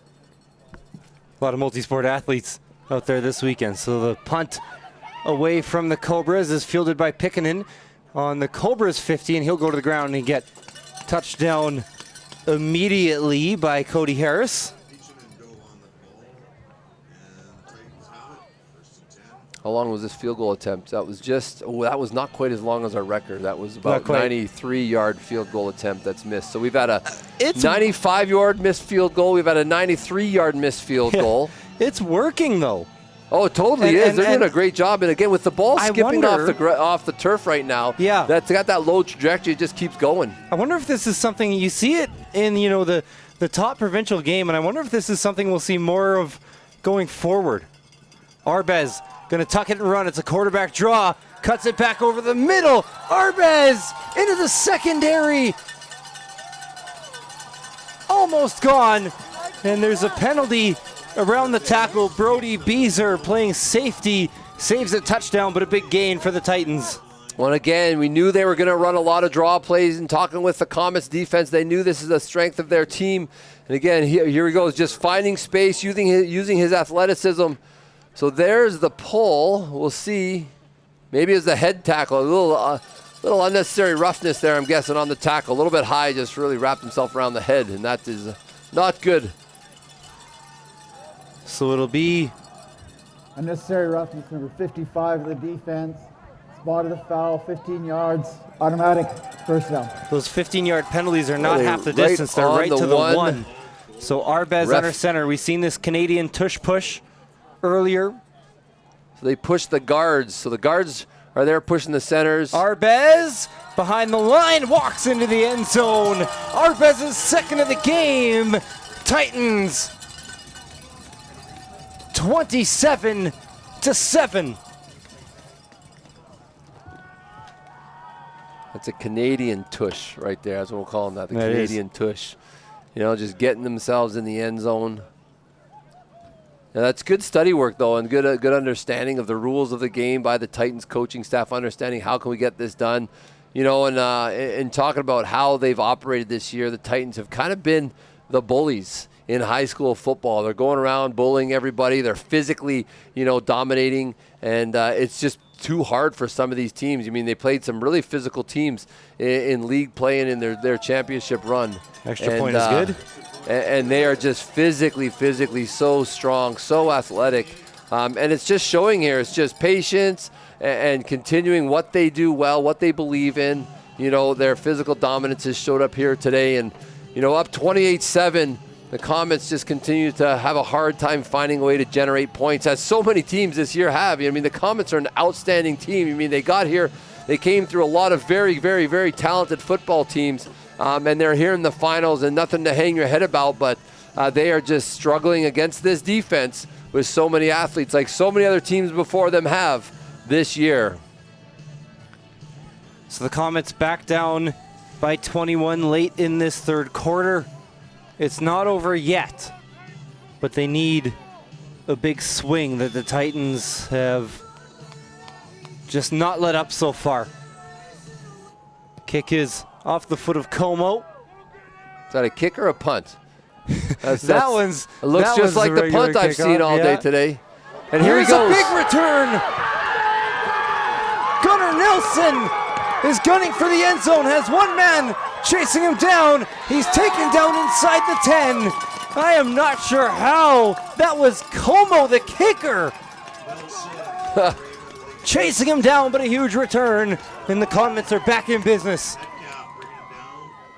Well, again, the distance he had to run. Again, what an outstanding job of not giving up now, trying to turn it back into the hands of this defense. Again, huge return. Outstanding job. Look at the kicker go. He's like, I'm not letting them in. As if this is going to happen, it's going to happen on the defense to watch. And the defense have done such a great job today as they have over the course of the season. Here they go. Let's see if the Comets can find the end zone. To get back within 2 possessions, first and goal. Lots of trouble in the backfield. It's a pass, and they got a man in the end zone. Touchdown, Nelson with the return, and then a second touchdown of the game. So the sweep pass, they missed it a couple times today on long shots. This time he stuck with it again, just avoiding, dodging, dupe and dodging there. Found his receiver open, waving in the back of the end zone. No time for the Titans to get there. They've got themselves another major, again, potentially drawing it to 2 touchdowns here if they can convert this. Does this give them hope? They've got the time. Can they continue to break out a big play here or there to get this one a little bit closer? Extra point is another low line but drive good. one, but good. Barely off the foot of Beezer. So we've got ourselves a little bit more of a game here. Again, the Comets finding ways on special teams to make a play of the big return, and then a little trickery, a little change up there in the end zone. So we've got the sweep and just finding a way. Good job containing the edge. But again, that footing, just hard to put your foot in the ground and find them. Find the Comets in the back of the end zone. So they're excited about that. and we'll see if they've got more of that up their sleeve for the last quarter and few minutes. Titans are huddled up as they run onto the field a little later than normal for the kickoff here, and I wonder if the special teams coach is telling them, hey, watch out for that onside. You know the Comets need a turnover at some point. Comets have every type of tricky play, and so if you look here, the cover team, there's a huge gap. We got 2, 4, 6, 7 guys within about 15 yards of the far sideline. And again, you've got some guys over here on this side. So again, the Ainlay return team responds by moving guys over there. We'll see if they kick this short or deep. It's a, I call a little moonshot kind of in between. And it'll be a kneel down for Jaden Weiser. Seen it earlier in the Comets, almost came up with the football. They're kind of just trying to kick it to that dead area, hope it takes a bounce back towards them. I believe we actually seen it in last year's provincial championship. Well, and that's about 27 yards of field position that they're happy to take, not giving it to Pickenen. Of course, Pickenen's been outstanding today in the return game and with their offense, both catching and running the ball. Very dynamic receiver that likely we will see at the next level. I know with some conversations I've had with players around here, he may be heading to University of Alberta, but he will likely be someone we'll see at the next level playing youth sports very, very soon. Run for Quadio, who scored a long touchdown earlier. He is bowling across the Comets 50. First down and a big gain for Quadio and the Titans. Bowling for yards. You're getting a tired defense here, and they're just not able to tackle him. A very, very strong running back. You can see, again, gets the ball in his outside hand. Good fundamentals. That's what you want to avoid any type of ball security issues. He just keeps those legs churning. You can see his thick legs as he's running down the field. What an outstanding job just to keep the legs churning and get lots of positive yards there. Titans back into plus territory. Back up by just 2 scores. Another handoff for Quadio, stumbling across the 45. Looked like there might have been room for more. It'll still be a pickup of 6 on first down.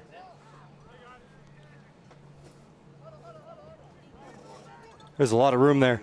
Yeah, he keeps his feet on that one. He may be going to the end zone, but still great yardage gain there. 5 yards on first down, looking at 2nd and 5.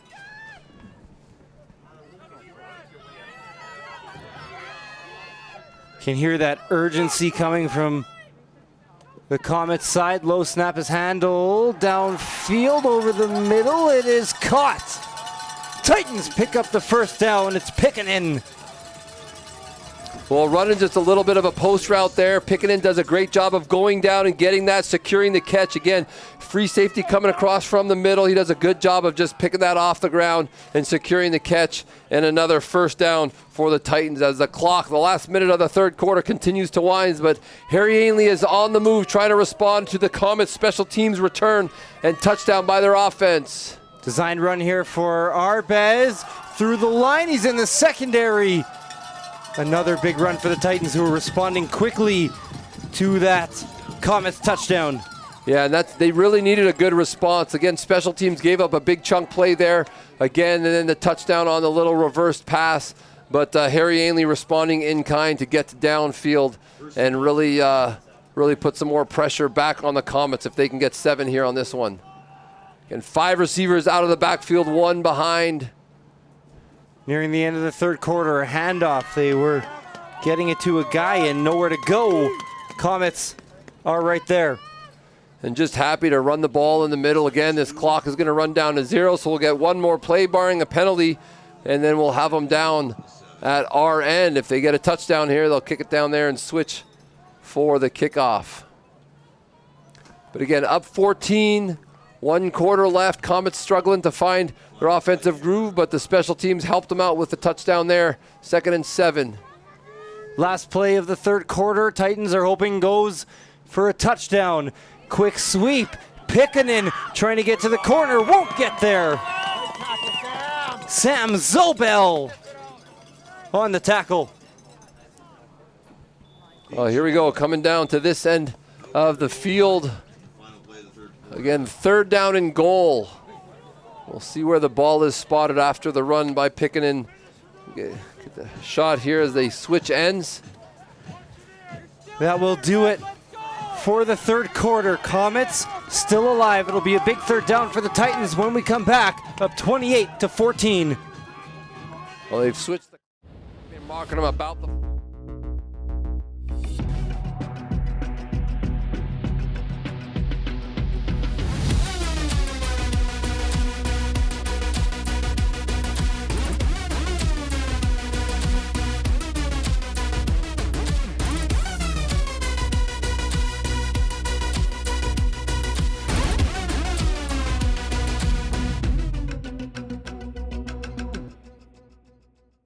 Yo, check the rhythm, feel the vibe, beats dropping hard, making heads collide, bass thumping loud, shaking up the street. Every step I take, moving to the beat, lightning fast, I'm breaking it down, feeling the pulse in every sound, never miss a step, always on the move. The beat's my partner, we groove as 1, 2. I close my eyes and let the music flow in this crazy world.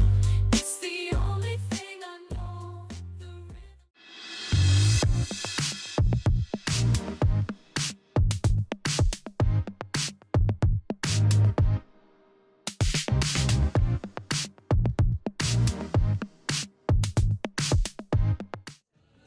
We are back for one last quarter at Lincoln Hansen Field, unless we get some free football. The Titans are inside the 5. It is a 3rd and goal from the 4, and they are out kicking a field goal, trying to make it a 3-possession game. Como out, and we have seen him attempt some from 96 yards today. I don't think he'll be angling it to the corner on this one. It may hit the bus again, though. Low snap, ball's on the ground, and the Comets are there. It'll stay a 2-possession game, although it will be a long field now for this Comets offense. So this is what we're seeing on the exchange. 4 new players coming on the field, 4 players going off. That's a lot of guys playing both ways here, but hey, you know what? For some, it's your last quarter of football in your high school career. You're gonna leave it on the field and do what you can and try to claw your way back into this one. They got the stop. They got the touchdown on their last drive after the return. Can they find another way to break it this one downfield? Quick give here to Baldry, reverse pass. Ball's on the ground. I think. Oh boy, they're gonna say it was a forward pass, and we'll get a look on the replay. Not sure if we'll quite have the angle for it, but it was close. You definitely had to throw it over top of the defenders. You can see there, the defenders are there. Little jump pass. Looked forward to me just from where it was thrown and where it landed. And I think that's the right call. So you mentioned guys playing both ways, Rob. If you remember the provincial championship last year against Ernest Manning, Comets jumped out to an early lead, big early lead. And the Ernest Manning team kind of just fought back. There's a flag on the snap. And you could really see the Comets getting more tired as the game went along. It went from, hey, these guys are having to check out for a play, or, you know, they don't look like they have the burst they had earlier, to getting cramps, to not even being able to come back in the game. It is something we've talked about all weekend. You know, you've got a really good feel for it, I believe, as a 6-a-side coach as well. You got a lot of players playing both ways. You have to manage that very carefully. And again, you know, we had a plan going into our game. I'm sure Raymond did as well. But the reality is Raymond knew, hey, we need guys to play both ways. Raymond bench, 10-yard penalty, half the distance. It's remains an objectionable conduct on the Raymond bench. And another flag. Another flag has been thrown in front of the Comets bench. So here's the problem. With 2 bench penalties, typically those bench penalties are assigned to the head coach, and so we'll see, because someone may be walking off the field when your bench gets 2 penalties. This was an issue last year. We mentioned it earlier on in the broadcast, as the Comets coaches were just irate at the officials after the game, and 2 flags. We believe the second one is on the bench as well. And we seen it earlier, and it does look like a coach is headed off the field, and we don't know what was said up here, but we haven't seen a flag for a bench penalty like that all weekend. And it may not necessarily be the head coach, who's Right. saying something. Now it may, I don't know. We don't know that. We won't probably ever find out. But when it's the bench, it's the head coach's responsibility to make sure that anything said from the bench is appropriate. And obviously they weren't happy with probably the first flag that they got on the bench. And so they wouldn't let up. They wouldn't stop talking. And the second penalty was given. So they will be without their head coach. And one of the coordinators will step in and start making those calls. But head coach spent the entire time, all 65 yards across the field, explaining his concerns and talking it through. But in the end, that will be the last word he has today. Objectionable conduct in the Raymond bench. That's the second objectionable conduct. The coach is disqualified from the game. So 2 in a row on that Raymond bench. And that is costly. Your team down by 14 has lost one of their leaders. And that also pushes their offense a little further back as they place the ball on the 2. You know, those officials' leashes, after you've been talking as well, tend to get shorter and shorter as well. And I think that's just what happened there. So the Comets backed up into their own end zone, a quick sweep, and the Titans are right there. Yeah, it's a tough grind here. So now looking at 3rd down and 20 or maybe 18. Do you give up the safety to try to get a little field goal position back? The safety keeps it a 2-score game. Keep it a 2-score game. But it's got to be 2-point conversions after touchdowns. So they're going to move this one out to the right hash to stay away from the post. And we'll see what Raymond decides to do here. Again, picking in back, kind of playing in that safety role about the sticks. They decide to quick punt this, or do they give up 2? And yes, they do. They will give up the 2.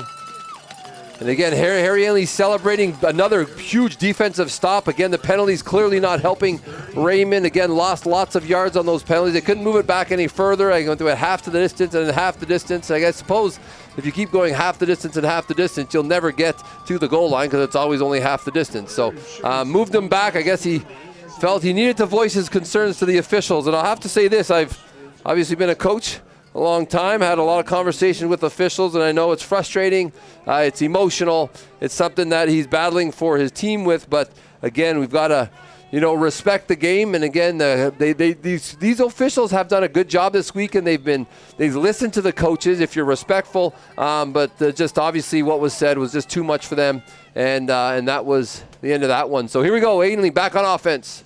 Still up by just 2 possessions. Another quarterback draw here. More of a designed run, actually, quarterback power type of thing there, and it'll be a pickup of a few. Well, now you're getting into let's run the clock out time for the Titans. Again, up 30-14 after the safety. So can we work the clock well? Have you practiced this? Of course, most coaches spend time practicing. Okay, we got to stay in bounds. We got to work the clock, continue to run the ball, gain first downs. It's the best way to close this one out for them. Little bit of a low snap. Arbez fakes the handoff. Running out right, thinking about running it, and he'll be taken out of bounds. Another short gain here for the Titans. The field goal attempt? I was wondering if the Comets backed up on their own 2 would have went for that 115-yarder. Hey, that would have been another record. I wish they would have. That would have been awesome. They shattered the other record that they had of a 95-yard field goal attempt today. So we got 93, 95. You could have done 108. Well, yeah, actually, it would have been longer than that because they would have been pinning it back in the end zone. So would have been about 5 yards deep instead of just the safety. 15-yard field goal attempt. I think going back, though, the safety was the right decision here, as they have come up with the stop on the Titans. Oh, no doubt to gain that type of field position. You mean a punt from there, they're probably handing it over to the Titans already in field goal position. So here we go, lining up on the 40. Do the quick math. That's a 50, 60, 70, 77-yard field goal attempt. First game in high school history with 3 or more field goal attempts from 70-plus yards. Look at that. It's an unofficial stat, but I'm pretty sure it's going to stand. My color commentator went to math class, folks. Not like the play-by-play guy. Good right. Return for the Comets. Will bring it out to about the 45. Everybody on the live stream is like, okay, let me do the math and see if he's right. So no one will question me, I guess, but we'll see if I get him You can email me inbox, your math was wrong. And my math department head at my school may be listening, so he may be like, hey, what's going on here? It's I've probably been wrong on my math a few times this weekend too. If anyone wants to get a hold of me, it's at Rob Herod. Yeah, that's right. If the Comets can get something going here, again, draw within one score, put a little bit of pressure on the Titans to continue, but they've got to find a way to move the ball here and see what they can do. Gibb going to go to the air. Quick throw over the middle. It's caught by Purcell. And lunging forward, he was able to turn his body around and lunge towards the yard to gain. I think he'll be maybe a yard or two short. Yeah, just a quick throw, but you could just tell the aerial attack is not the same without Talon Ralph in there. So they're going to have to work on that and continue to get simple passes, make some plays, use a little bit of the run game here, but they are going to have to operate quickly if they want the time to get the 2 scores. But first job at hand is converting this first down. Handoff over the middle, not going anywhere. That'll be a tackle for loss. By the way, Rob, I did go to math class. Wasn't too good at it. Oh, I'm sure you went to math class. We all go. It's how much do we pay attention, you know? Standing next to the university scouts here, they're like, what are you guys talking about? So it will be no gain on the play. A 3rd and 2. Third and 2, no choice here for sure. Yeah, 8 minutes left in this game. Comets need to make it. They need to get just beyond midfield. It's an option play. Ball's on the ground. Won't matter who recovers. Titans get the turnover.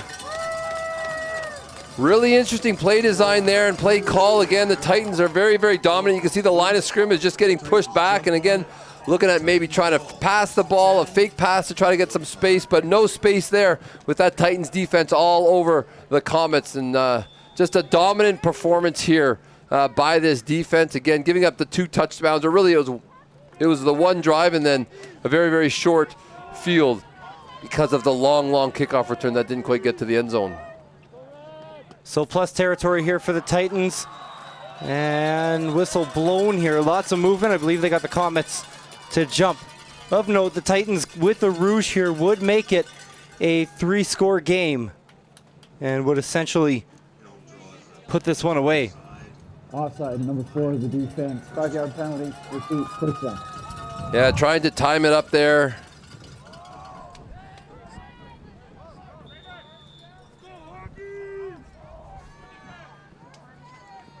Arbez gets it out quickly. Ball's on the ground. It will be picked up by the Comets. Won't matter. They were looking for Noah Baker. You know, it's 2nd and 5. Would have been a little bit short there if he would have caught it and gone down. But again, the ball just a little bit low. And then, of course, receiver out there picking in. Doing the dirty work, blocking for his teammate.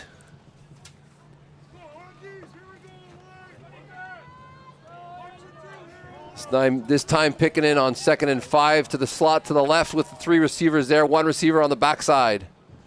Arbez will roll to the left. They like to get this guy on the move. They threw it to Pickanin on a rare drop. Yeah, you don't see a lot of that from him. He's usually quite sure-handed, and that one just, again, he may have had it if the contact wasn't there, but he bobbled it the first time, and then contact eliminated any chance of kind of holding on to that. So, again, good pressure by the defense on that, making sure that is not a completion. And now we're lining up for another field goal attempt. This one not quite as long as what we've seen today. About 47 yards, and look at the angle. But I do like what the Comets and how they're responding to this type of strategy. Number 11 is going to be offside if they snap the ball. There we go. Get him out of there. And then they got 2 returners. So whichever corner he goes to. Low snap. It will go out of bounds at about the 15. Snap was handled really well there, though. To get that down. Yeah. Picking it off the skip that turf. Was Pelche on the hold. So no Rouge, no points for the Titans. So that means the Comets are still alive in this one with 6:56 to go. We know they got playmakers, but how much gas do they have left in the tank? They are 95 yards away from where they need to be. They would need that. A 2-point conversion, a stop, a touchdown, or another 2-point conversion to come back into this game. That's just for the tie. Was that pass backwards? It hasn't been blown dead yet, and it is recovered by Zobel, but a loss on first down. Well, they've been playing with fire running that play, and again, if that one is deemed to be backwards, a little bit high, but the Titans are still all over that. They're not very far from them, so they're really putting the pressure on, and looks like based on the spot of the ball, they are going to take the loss there because it was a backwards pass. So again, not great for Raymond, going the wrong direction on this offensive series, and which is absolutely critically important for the potential comeback. They've got to get downfield. 2nd and 17. Pass here is off the hands of the receiver, Nelson. He was near first down territory. And he would have had a first down, I'm pretty sure, very, very close if he catches this. And again, he's got a little bit of a seam there. You can see there, wide open. You know, just didn't catch it. Maybe he heard the footsteps coming from the other side of the field, but he's just got to hold on to that one. This is a big game. He's got to make that catch for his quarterback. So interesting here with 6 minutes left. I don't think the Comets can take another safety. That would put the game away. A punt would put Titans within scoring range. Can't really do that. They are going to punt. And it's a short one. Takes a Comets bounce, but fielded by Gavin Weiser, who just goes down to the ground outside the Comets 35. Feels like this game is at its tipping point, kind of game point, provincial championship point here, if the Titans can put some more points on the board. Well, I mean, they're already in a position to potentially kick a single, which would make this, of course, a field goal single. We don't kick normal field goals here or punt singles here. We get the field goal singles. But, again, Harry Ainlay just content to continue to run the ball here, get a couple first downs, take some more time off the clock. It's a run for Cuadio. Shown some burst today, that time limited to a small pickup, if any. And the most important thing is here, run the ball, keep the clock moving, ball security. And he did a great job just covering it up, even if he doesn't get a big yard. This is not about individual stats for these guys at Harry Ainlay. This is about the championship they've been chasing really since the end of last year when they were upset in the semifinal. They took care of Ernest Manning in the semifinal this year, and they are determined to finish off the Comets here today. Cuadio's got a hole. Cuadio inside the 10.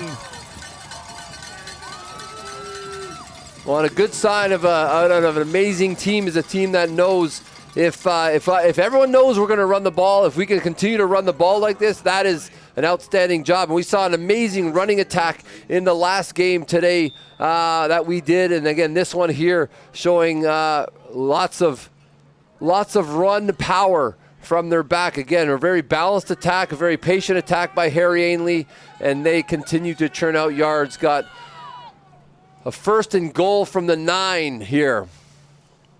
Titans probably just content to keep the ball on the ground at this point. Arbez looking for the end zone. Hat trick. George Arbez, his 3rd touchdown of the game, is the icing on the cake for the Titans. Well, you can see you bring the extra blockers in by having your backs in the backfield. You can see the key block there by number 14 to spring him to the goal line. Gets spun around, doesn't get tackled, and just has the opportunity to lunge himself over the goal line. So outstanding execution by Harry Ainlay. Once again, we've seen it tonight in full order. And I think, although there's 4 minutes left and you never write anybody off, I think the Comets just do not have an answer for this Titan defense. And the offense is just physically dominating the line of scrimmage. Extra point was up and good, and finally Como showed some mercy to the buses back there, landed in the snowbank. Right, the driver's out there with a sign to try to stop it if it comes over that fence. He's got to get a higher fence there. Need one of those volleyball players at one of these schools to go up and protect it, spike it, spike it away or something. So the Titans, it's been a dream season for them. They have won a lot of games. They have won a lot of blowouts. They're up 37-14 here in the Alberta Bowl and the 5A Provincial Championship. It has been one of the better high school teams that we have seen in Alberta, ranked number 1 in the nation. and rightfully so. Coaches have done a great job. They've got the athletes, and they are rolling and showing why they were number 1 ranked here today against the Comets, who, again, definitely no slouch of a team. The Comets are outstanding. Just the Titans are just too much this year. We've done a lot of Comets games in the past, and this is a team that comes out and dominates a lot of teams, right? Like they got here with some really big wins, 52-14 over Notre Dame, the Notre Dame from Calgary, and then over LCI 37-14. Those are two pretty quality schools, and the Comets didn't have any problem with either of those two teams. Just speaks to the strengths of the Titans. It'll be a quarterback run here for Gibb. He'll pick up about 5. Well, without talent in the game, I just don't know if they can even throw the ball deep. And I was just looking down the roster. We were talking about the experience on this Harry Ainlay team. They have 30 graduating players, or 30 or more graduating players. That is a huge chunk of players to graduate this year, and a big reason why this team is so dominant. With that type of graduating class and that many athletes, it's hard to compete. And Raymond, of course, coming from a very small school down south, just unable to find a way. Gibb, complete. Found Baldry, trying to bounce it to the outside, looking for the big play before he was pushed out of bounds at the Titans 50. Baldry with the catch. Out of bounds around the 49.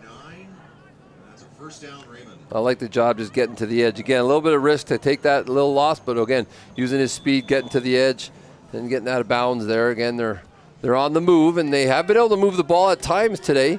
Just unable to finish earlier on, and they got behind on this one. They'll fake the sweep. It is caught by Purcell and taken down just outside the 45. I think the Comets fans want a penalty on that one. Not sure what they were hoping for. A little bit of extra push maybe at the end of that, but again, you're going to the ground, you're both tumbling over each other. I mean, that's going to happen.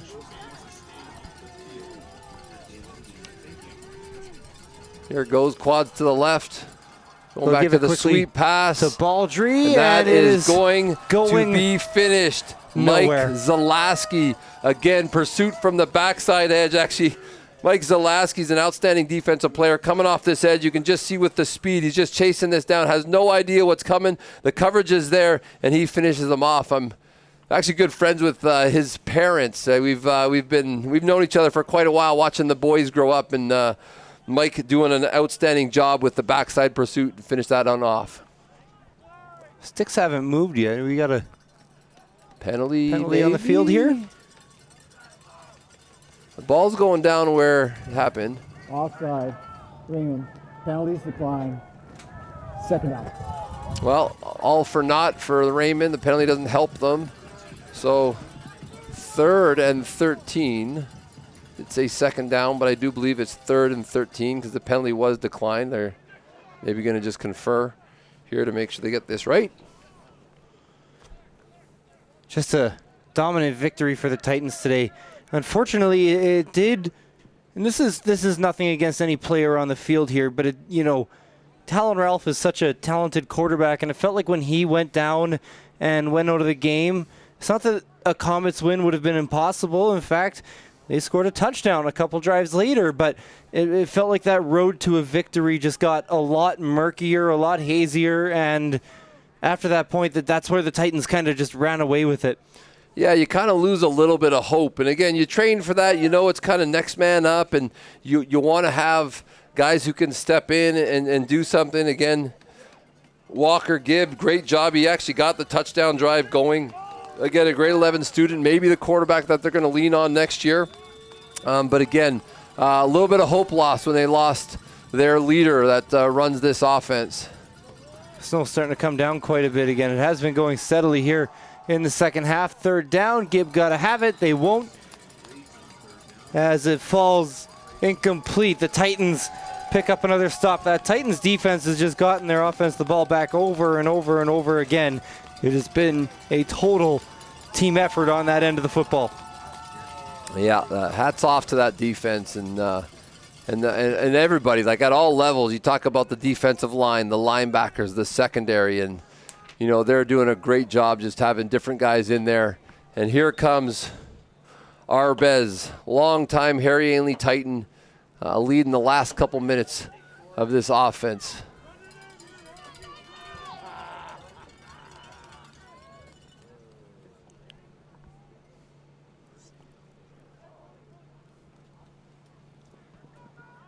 Run up the middle for the Titans, not a ton on it.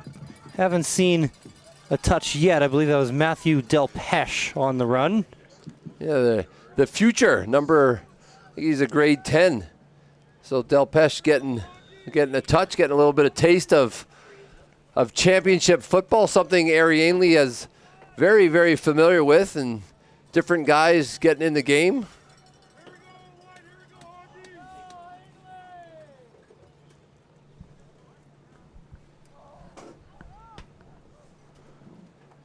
Another handoff. This time it'll go to Quadio, and Titans just keeping that clock ticking. Seen in the past couple games some players celebrating in the snow, making some snow angels, and there's some snowbanks around as well. I feel like Titans are looking forward to that right away here. Oh, those all white uniforms look so. I was always, as a player, I mean, the white looks fast. The white looks really fast. And line up for a nice long field goal again. I just love this. One last 60-yard attempt for the road. I love this intelligent football decision, knowing your skill set, knowing what you have. This one will be returnable. Not much, but it was Gunnar Nelson taking it in the air. Return probably of about 15 yards there. Good job again getting that on the tee, skipping back to the holder. So they'll take it at the 32. Could be the last Comets drive of the game. Always interesting to see how these drives are coached here. Down by 23. The motivation for the players, you want to play to the final whistle, but if you've been an athlete, you've been in these type of games, and to put it lightly, it is hard. Snap goes directly to Baldry. Trying to hit the outside, plunging forward for a good gain and a first down.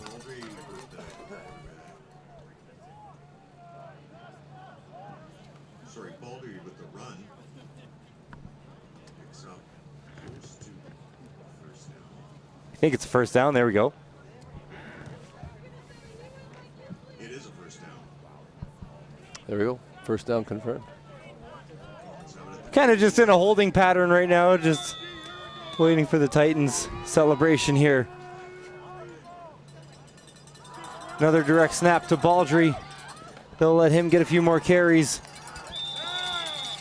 as he winds down his Comets football career. Yeah, another graduating player that, again, bittersweet, not obviously wanting this result in the provincial finals, but again, just running into a team that just absolutely dominated the competition. You look back over the years of outstanding football teams, you got to wonder, is this one of the best high school football teams that has been in this province for a long time? I mean, this is quite a dominant victory here over the Comets, who are again, they've been winning a lot of games and doing some damage this year, but just couldn't find their way against this Titans team. Baldry going to go to the air, and it was closest to Pickanen there playing safety. Titans don't play many guys both ways, but the few that do are some of their special talents.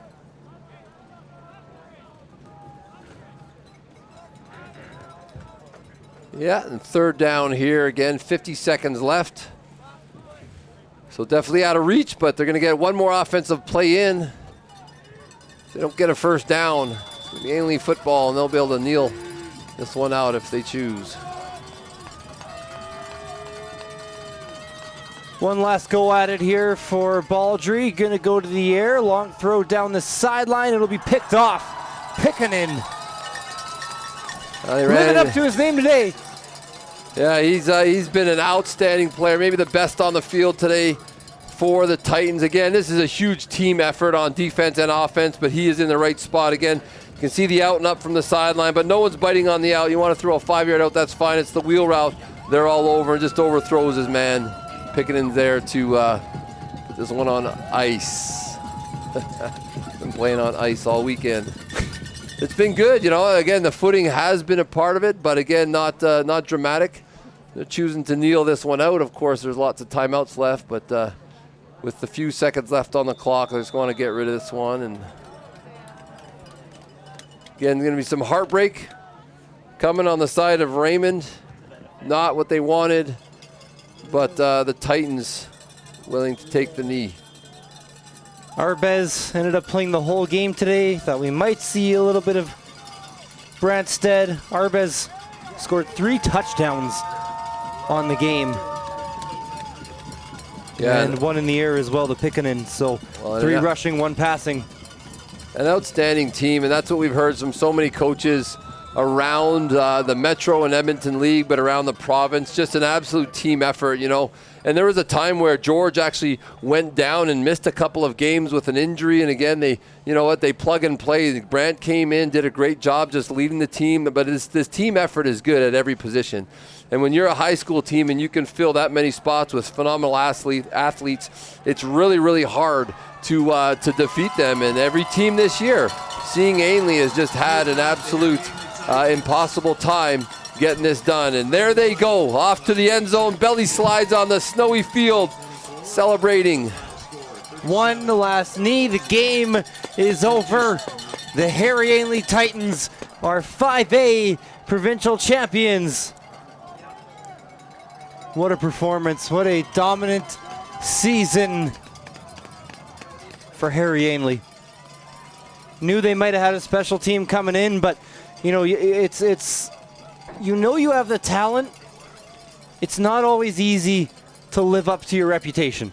Well, and you have to continue to execute, and you have to go back to the fundamentals and the things that have got you to a championship game. And Harry Ainlay was able to do that. Again, they didn't panic early. They obviously got up a little bit, and then they gave up a score, and then the second one. But they just continue to go, and they continue to do what they do well. Their defense is fundamentally sound. Their offense executes at a high level, and they've just got too many weapons, too many athletes. They controlled the line of scrimmage almost all day. As again, they kind of took the wave of energy out of Raymond by not giving up scores early. Again, they moved the ball into the red zone. They couldn't get into the end zone, but they took that initial wave, which Raymond has. That's all they had. And then, of course, they lost their star quarterback.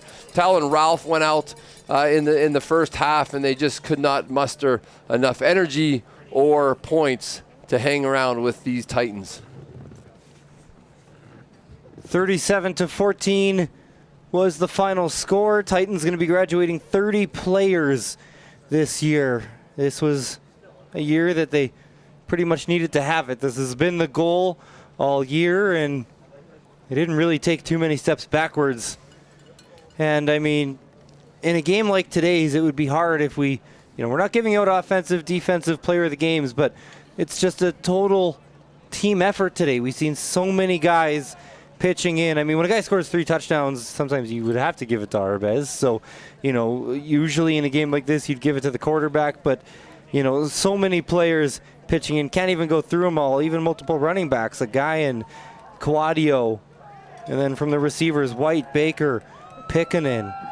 Even a guy like Pelchier, you know, getting a ball down on a ball that skipped to him on the hold and able to convert some points. And the kicker, Como, playing the field position game.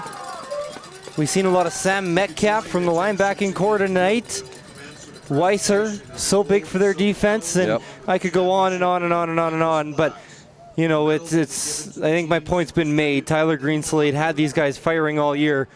Harry Ainlay, our provincial champion, stick with us as we will give out the banner, and then we will close the show here from Grand Prairie. We're going to throw it away to our in-house announcer. Commissioner. And Mr. Dave Sangret, Director of Operations for the ASAA. Yeah. At this time, we'd like to ask the captains of today's provincial finalists, the Raymond Comets, to please come forward to receive the finalist plaque.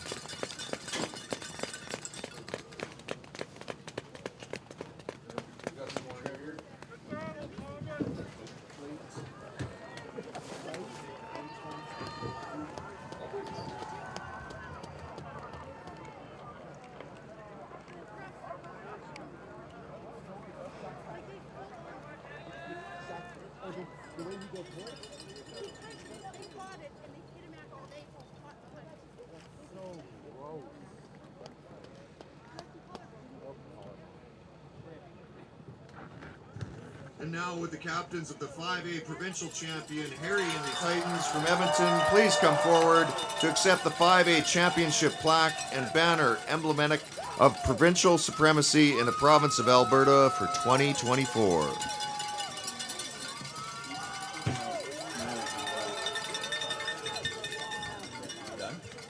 With this, almost.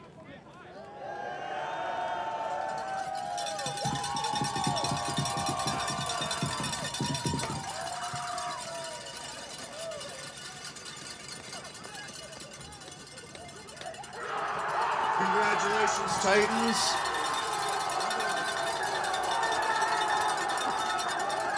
Just like to wish everybody safe travels on the way home. She's snowing all over Alberta.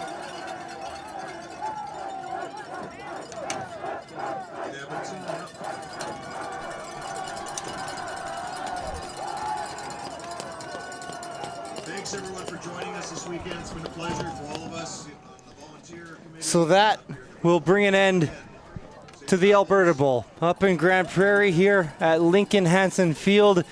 It's been an absolute pleasure all weekend, Rob. It's been a long one for us. I am shocked my voice isn't starting to go. 5 games in 2 days. We got a classic in there. We got some blowouts, but we've seen a lot of good football.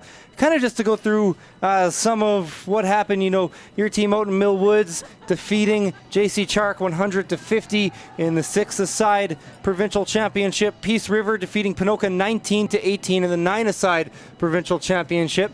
That game, by the way, if you ever want to see like the most Canadian finish of all time, double overtime, Canadian overtime rules in a blizzard, and a punt rouge from the 8-yard line to win it. And I haven't stopped talking about it yet, and I think it's annoying everyone around me, so I'm going to move on. Holy Rosary defeating Cochrane 22-3 in the 3A provincial championship. Holy Trinity over St. Joseph's, dominant win. They ran for like 500 yards, 49-9 in the 4A championship. And as we just saw, Harry Ainlay 37-14 in the 5A provincial championship. Rob, it was such a good weekend here in Grand Prairie. Kind of just put some finishing thoughts on it here. Well, first of all, you know, hats off to the organizing committee and the host group of, you know, many volunteers in the committee that put this event on. It has been a fabulous event. They dealt with a lot of snow. They've cleared the field. They've kept it as good as you can at this time of year. And so it's been a wonderful event here in Grand Prairie. And again, the competition on the field continues to amaze me. The high school level of football in Alberta is some of the best across the country. And that was on display here at all different levels. And again, we got a great opportunity to see the new format of provincials, you know, with the 6 and the 9. That's obviously new.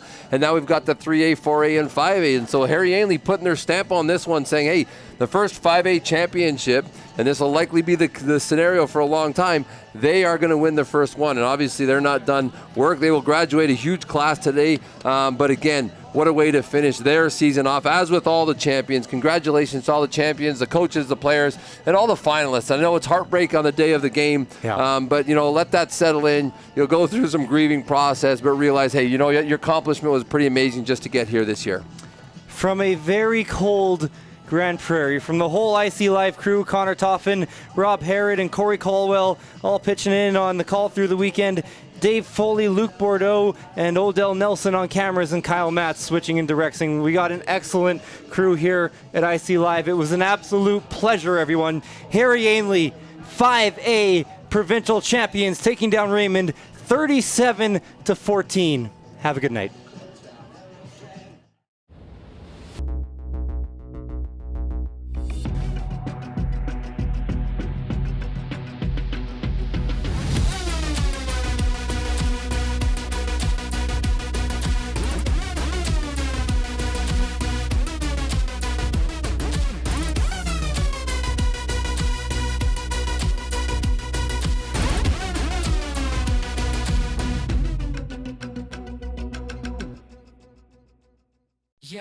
check the rhythm, feel the vibe. Beats dropping hard, making heads collide. Bass thumping loud, shaking up the street. Every step I take, moving to the beat. Lightning fast, I'm breaking it down. Feeling the pulse in every sound. Never miss a step, always on the move. The beat's my partner, we groove as 1, 2.